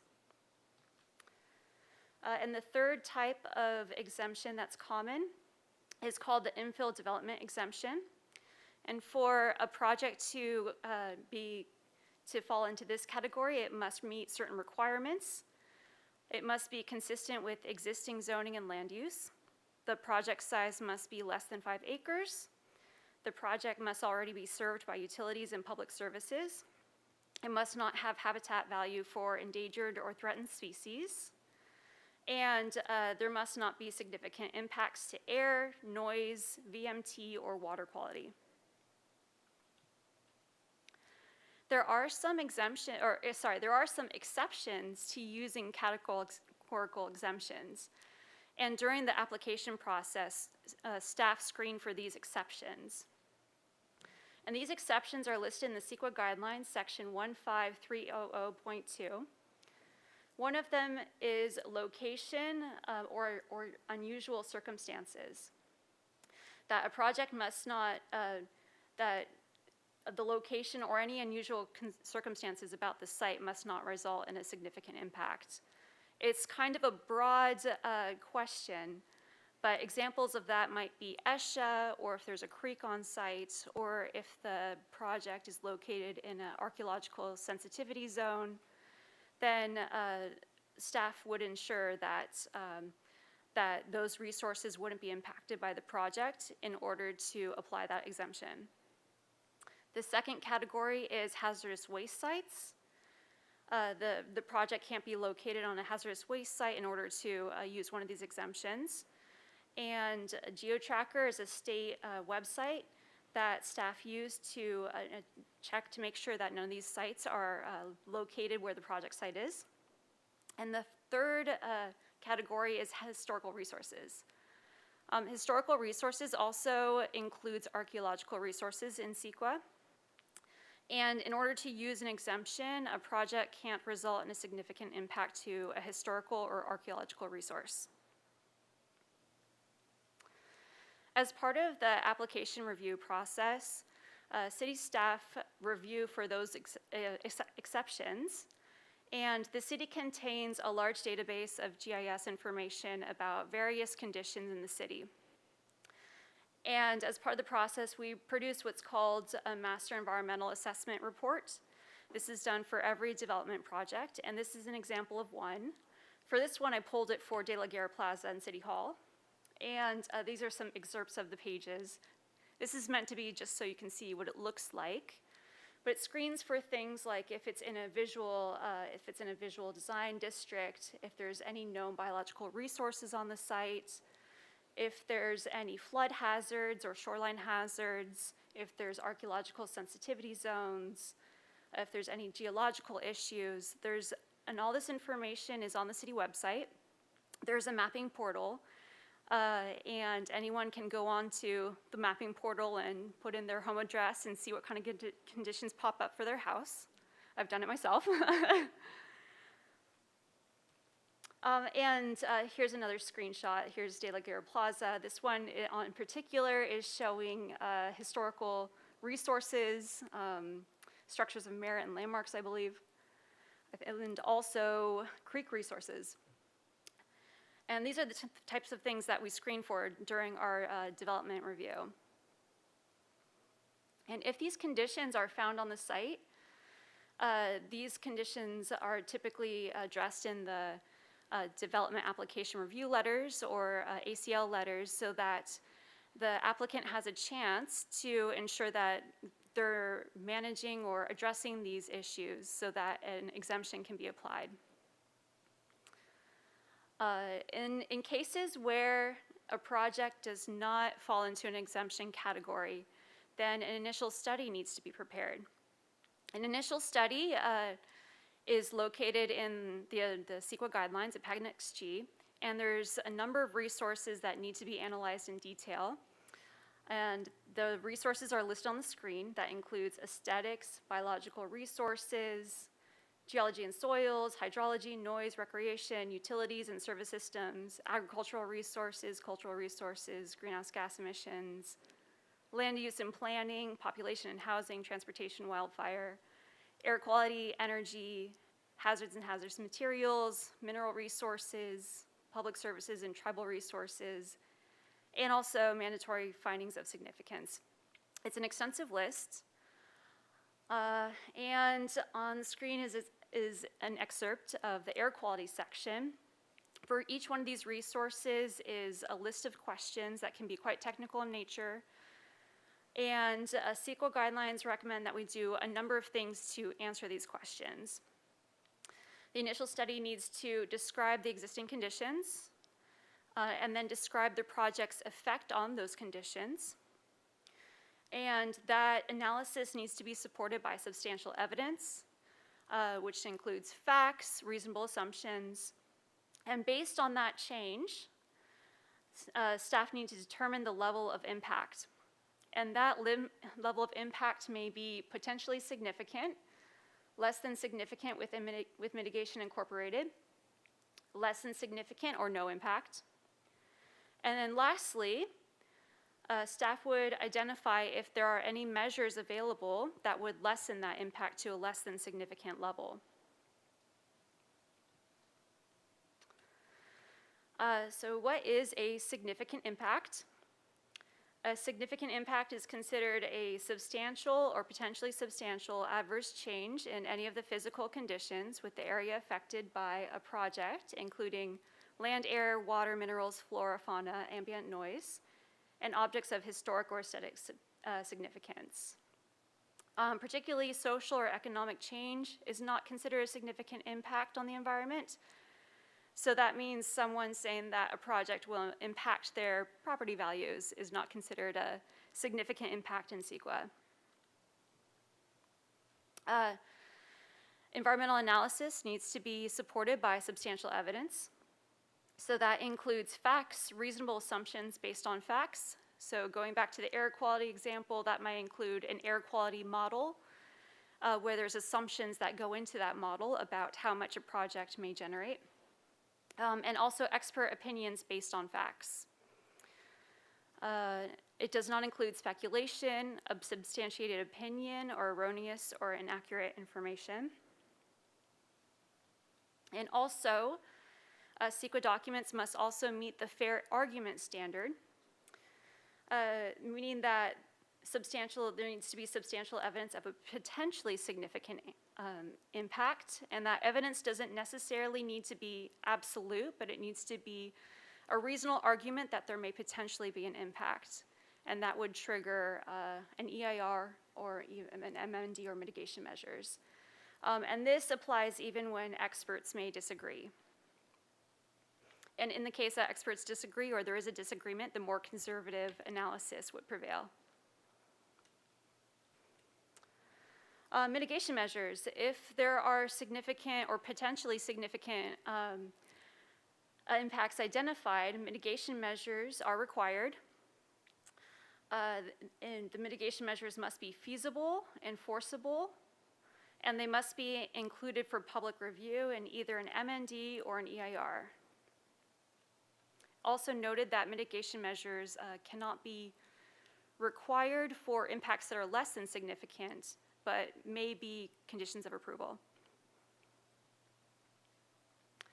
And then lastly, I'll end on the Planning Commission role in CEQA, where for projects where Planning Commission is the decision maker, Planning Commission must consider the environmental effects of a project before taking action on the project. If an MND or EIR is needed, they would need to adopt the MND or certify the EIR, including any mitigation measures, prior to approving the project. And if there is a significant environmental impact that cannot be avoided, then the decision makers would need to adopt a statement of overriding considerations explaining why the project is approved with environmental impacts and how the project benefits would outweigh that environmental impact. And then lastly, as part of our local CEQA ordinance, the Planning Commission hosts public hearings during the draft comment period of documents for CEQA documents. So that concludes the presentation. And if you like, I'm happy to answer any questions. Thank you, Ms. Peugeot. We still have public comment for an item like this. We are going to open up public comment on this item. We don't have any speaker slips. Ms. Fennessy, do we have anyone online? Thank you. We do not have any remote public commenters online. Thank you. So we'll take it back to the commission. I don't know which of you turned. Commissioner Belke?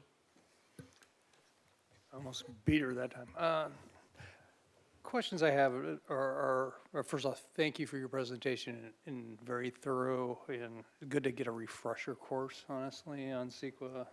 For some of us that deal with it on a daily basis, it's always a moving target, and that's why I have a couple questions. First off, the city ordinance, the local agency guidelines, when was the last time that was updated? 2020, I believe. Okay. Fairly recent. Good. Does the city have CEQA thresholds? We use the state CEQA thresholds. Okay.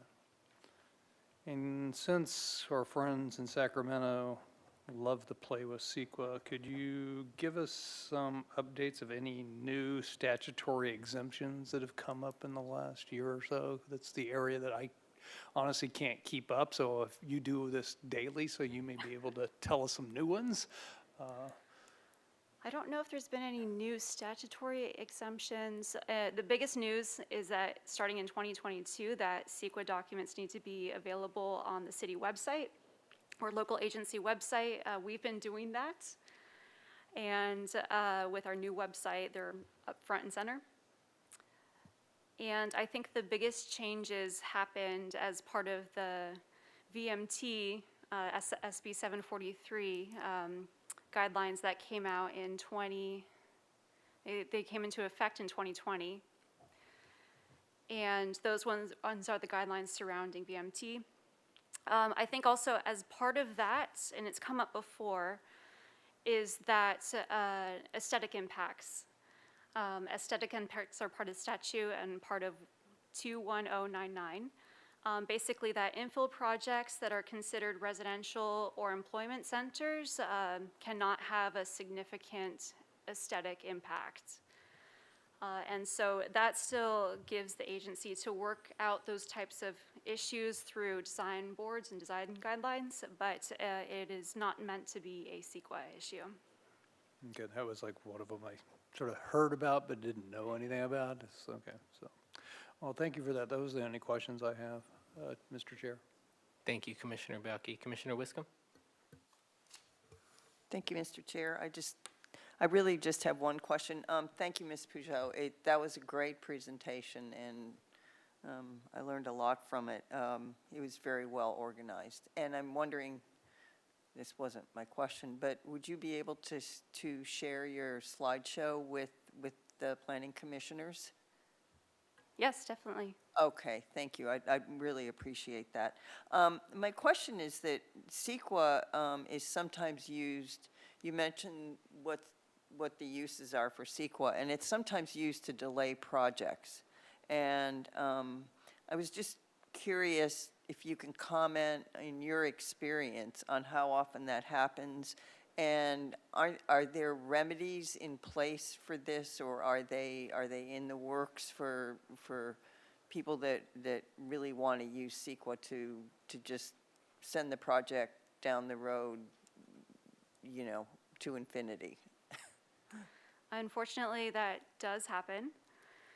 And I think it's one of the important things is to do the procedures correctly, the noticing, the individual steps, to keep a record.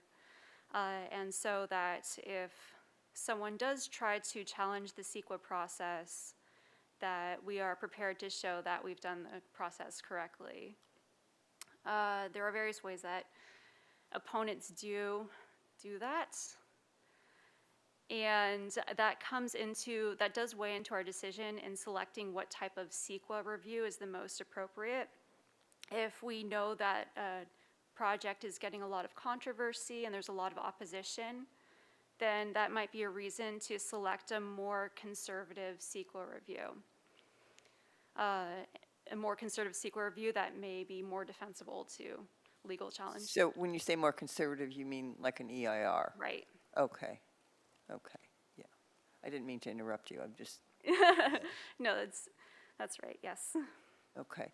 And then I think Planning Commission, and I had to recuse myself, we saw an EIR that had been through public review, and it wasn't EIR, it was on a residential site. It was a highly contentious project. Commissioner Lodge would know about it. You know which one I'm talking about at the end of, yeah. And it went through the first public comment period. It came back. People were just outraged. They found the EIR unacceptable. It got redone, and it came back again, and I think the public comment was the same.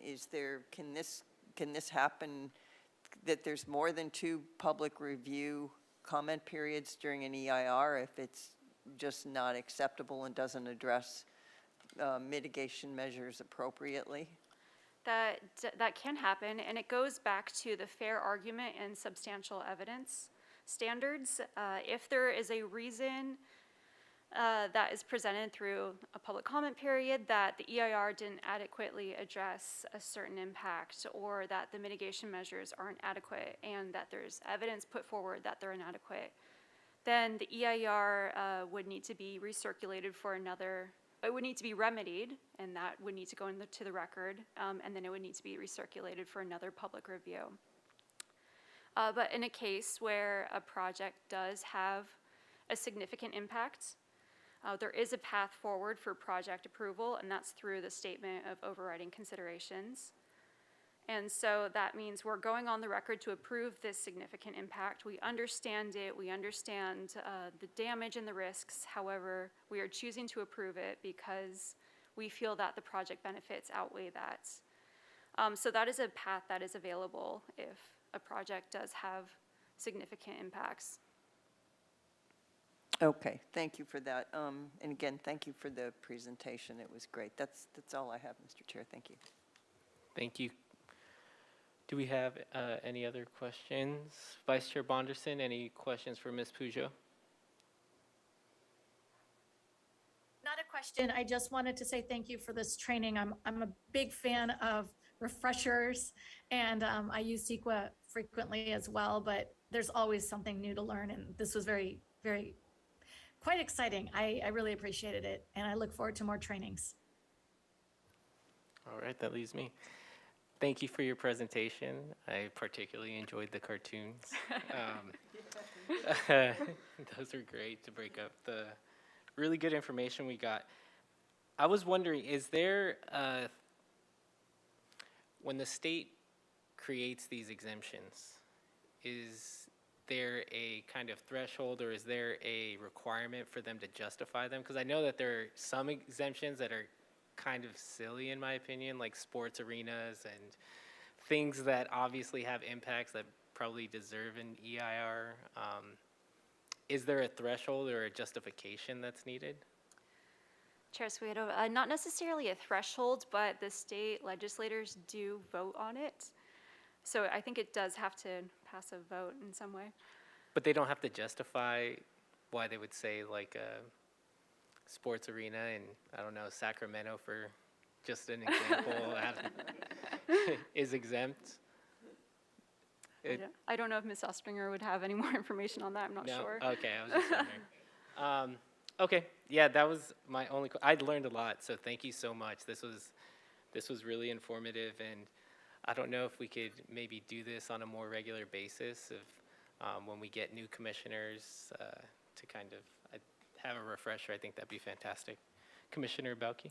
Yeah, Mr. Chair, just on that, anytime there's new actions by the folks in Sacramento on CEQA, I think that'd be the things to report back on, because there's a lot of stuff proposed. What gets through the process, sometimes is a lot, sometimes it's one or two things, and sometimes it's a little minor tweaks, but they've been very active over the last few years on CEQA, primarily on infill stuff, making it less likely to trigger a impact or, creating more exemptions and ways exemptions are used. And so anything you can bring to us on that would be helpful, in my opinion. Thank you. Yes, we'll do. I do find that historically, CEQA has been about minimizing environmental damage, biological resources, water quality, and as time goes on and the state pursues these goals of climate change and housing, the state has been making more amendments towards trying not to make CEQA a barrier to achieving those goals. Unfortunately, maybe that takes away some of the local power, but that's how it's turning to be. Thank you. Thank you again. This was really great. I second Commissioner Balke's comments about changes to CEQA in the future. But if there are no other comments, then we can close out this item. Thank you, Ms. Peugeot. We really appreciate it. Thank you.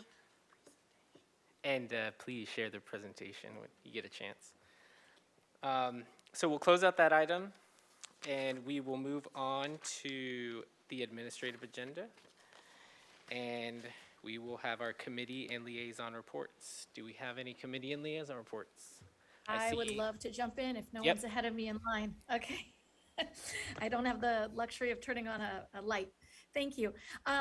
So I have a report to share for ABR. There are two dates in particular that were just chocked full of items that would be of interest to us, either housing opportunities coming forward or things that we should be expecting at Planning Commission. So please excuse the length, but the fact that we haven't seen each other since these two dates came and went. I'll just start at the top with May 31st. We had a project located at 425 Santa Barbara Street, and it is a project that consists of 4 stories, 19-unit residential apartment building being proposed. And it's going to comprise of 1 2-bedroom unit, 8 1-bedroom units, 10 studio units, and it's on a vacant lot. It's being proposed on a vacant lot using the priority housing overlay. And just want to also mention that Project design approval was requested for this, so I have mentioned this project before. But just to give you a little quick refresher, 2 of the units are proposed to be restricted to very low income. And 1 of the units is required to be restricted to moderate income. The low income one obviously is using the state density bonus program, and the moderate is using the city's inclusionary program. And with the addition of in-lieu fee payments to replace the second modern income unit, there'll only be that 1. So per the priority housing general plan designation of this lot, 14 units is the maximum base density. But with the AUD and the state density bonus, the 19 proposed units are allowable. So the project proposes to allow 2 things in particular I just want to add, to allow a reduction in the minimum private outdoor living space dimensions for each unit and allow private open yards from different units to be connected. And secondly, to allow the proposed building to exceed the 48 feet height limit for AUD projects in the MC zone. There is no proposed parking, vehicle parking for this, but each unit will have bicycle parking, which is always good to hear. So this project has been continued with comments, and so hopefully I will soon have an update on that. The next project is a project at 208 Cottage Grove Avenue. And this project received project design approval with comments. This is a proposal for a 3-story, 6 multi-unit residential building using the AUD program. And it entails construction of 6 new 2-bedroom units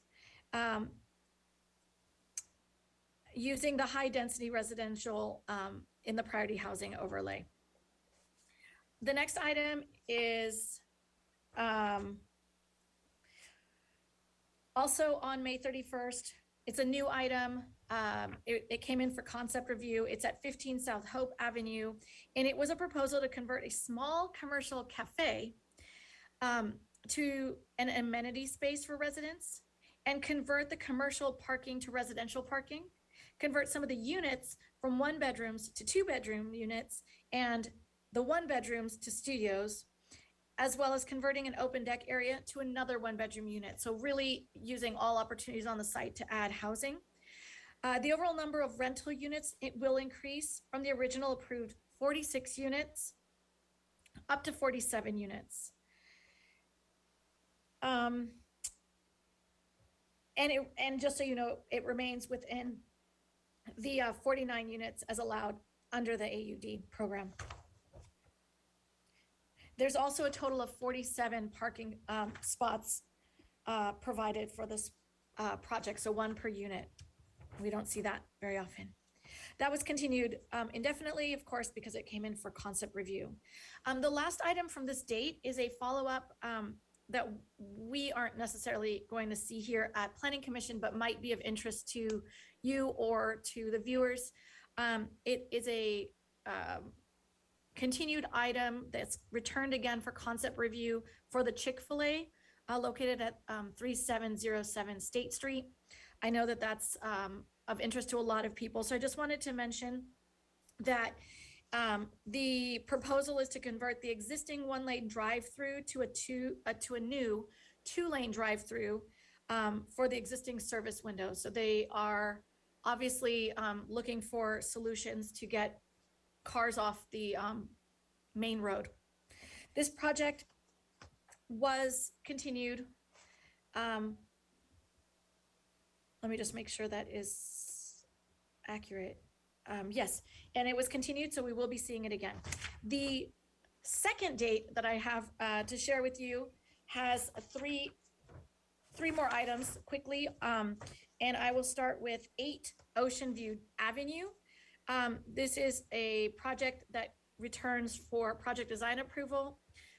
You may recall it from a previous time that I may have you may remember me talking about it before, but it's a project that consists of a voluntary lot merger of two properties and the demo of all structures on both lots, which will then result in a new one single-family residence, two duplexes, two attached special accessory dwelling units, for a total of 7 units, 5 of which are considered primary units and 2 of which are accessory units or ADUs. 14 uncovered vehicle spaces are also included, as well as 7 bicycle parking spots. That was approved for project design with comments. Next, we're almost done, is 533 East Mitchell Terrena. It's another project for a new condominium development using AUD, and it is going to consist of constructing a new 45-foot 6-unit condo in that location. And that location currently is an existing surface level parking lot. So, you know, we just talked about that. Infill projects on parking lots. This is coming. So this parking lot is adjacent to an existing 48-foot mixed-use condo, and it contains both residential as well as a commercial medical space.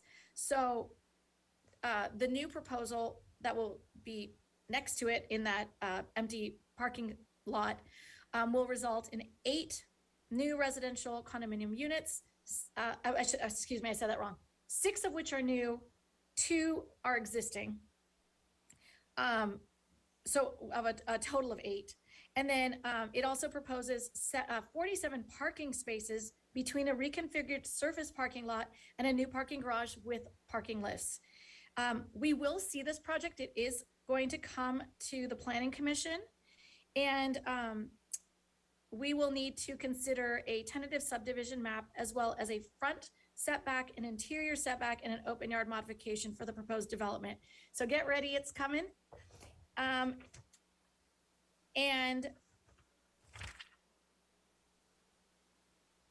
I just want to add that the other thing that's of interest here is that the area of this project is where it is located has actually been rezoned. And the land use designation in the general plan has also changed since the time that the upfront mixed-use condominium development was originally constructed. So it is currently located in a residential multifamily zone, which now has stricter setbacks that are tiered. So when it comes to us, this will be something I believe, at least in my opinion, that's going to be really interesting since there's a zoning change. Last but not least, I won't go into detail on this one. I just wanted to let you all know that the project that we saw at Planning Commission located at 121 East Mason Street in the Funk Zone returned to ABR for concept review, and it was a revised proposal. So this project does require Planning Commission's consideration for the CDP, and we will see it again, but it is now starting its process through ABR, and they are still going to be in concept review when they return again. Whew. That was a mouthful. Thank you guys for your patience. I also want to let you all know that the next meeting for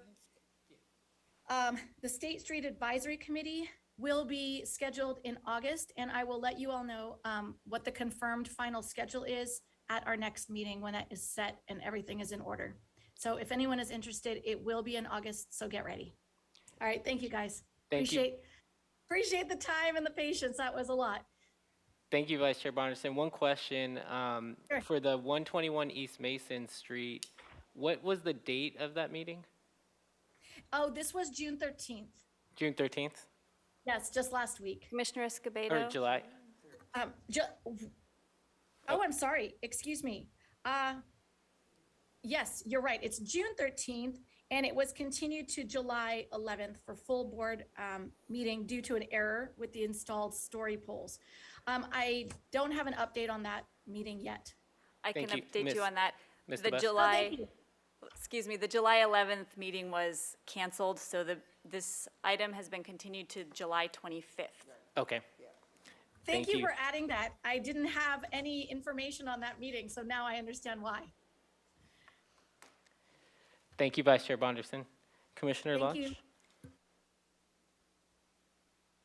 Thank you, Mr. Chair. On June 8th, the Historic Landmarks Commission reviewed revised plans for the Housing Authority's moderate income project at 400 West Carrillo, the current downtown employee parking lot. And all of the commissioners were supportive of what is being proposed. Skip those. Then on July 18th, the Single Family Design Review Board saw two 1953 one-story houses on the shoreline, some of the original building houses, which are to be demolished and replaced with two-story houses. One of them is to have a basement ADU, and both of them will be coming to Planning Commission for a CDP.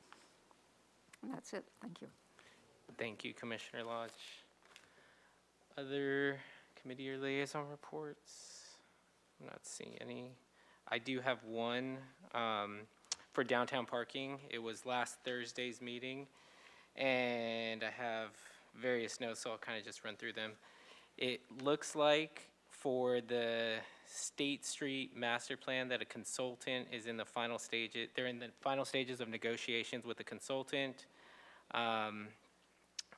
Staff received direction from City Council to formalize the outdoor dining on State Street.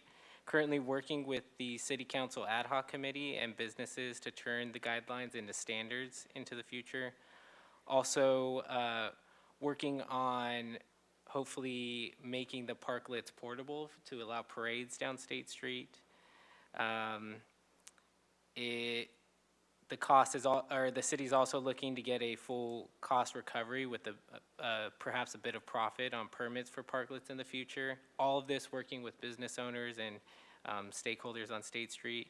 And then the ad hoc committee is also made access and ADA compliance one of their top priorities. They did multiple walkthroughs in the last couple of weeks and met with members of the Access Advisory Committee to discuss the results. And the city is also building up their ambassador program, and now we have ambassadors working here at City Hall. So when you see them, say hi. And that is my liaison report. Yes, Ms. Ostringer. Yes, Chair Escobedo, since you mentioned it, I did want to let the commission know that the State Street Master Plan will be coming to council next Tuesday, and a review of what the process was, and hopefully an award of contract to a consultant. Perfect. They're going to have a busy meeting next Tuesday. All right. Well, if there are no more reports, we can end this meeting at 3:18. Thank you, everyone. We'll see you in a few weeks. Everyone be safe and enjoy your weekend.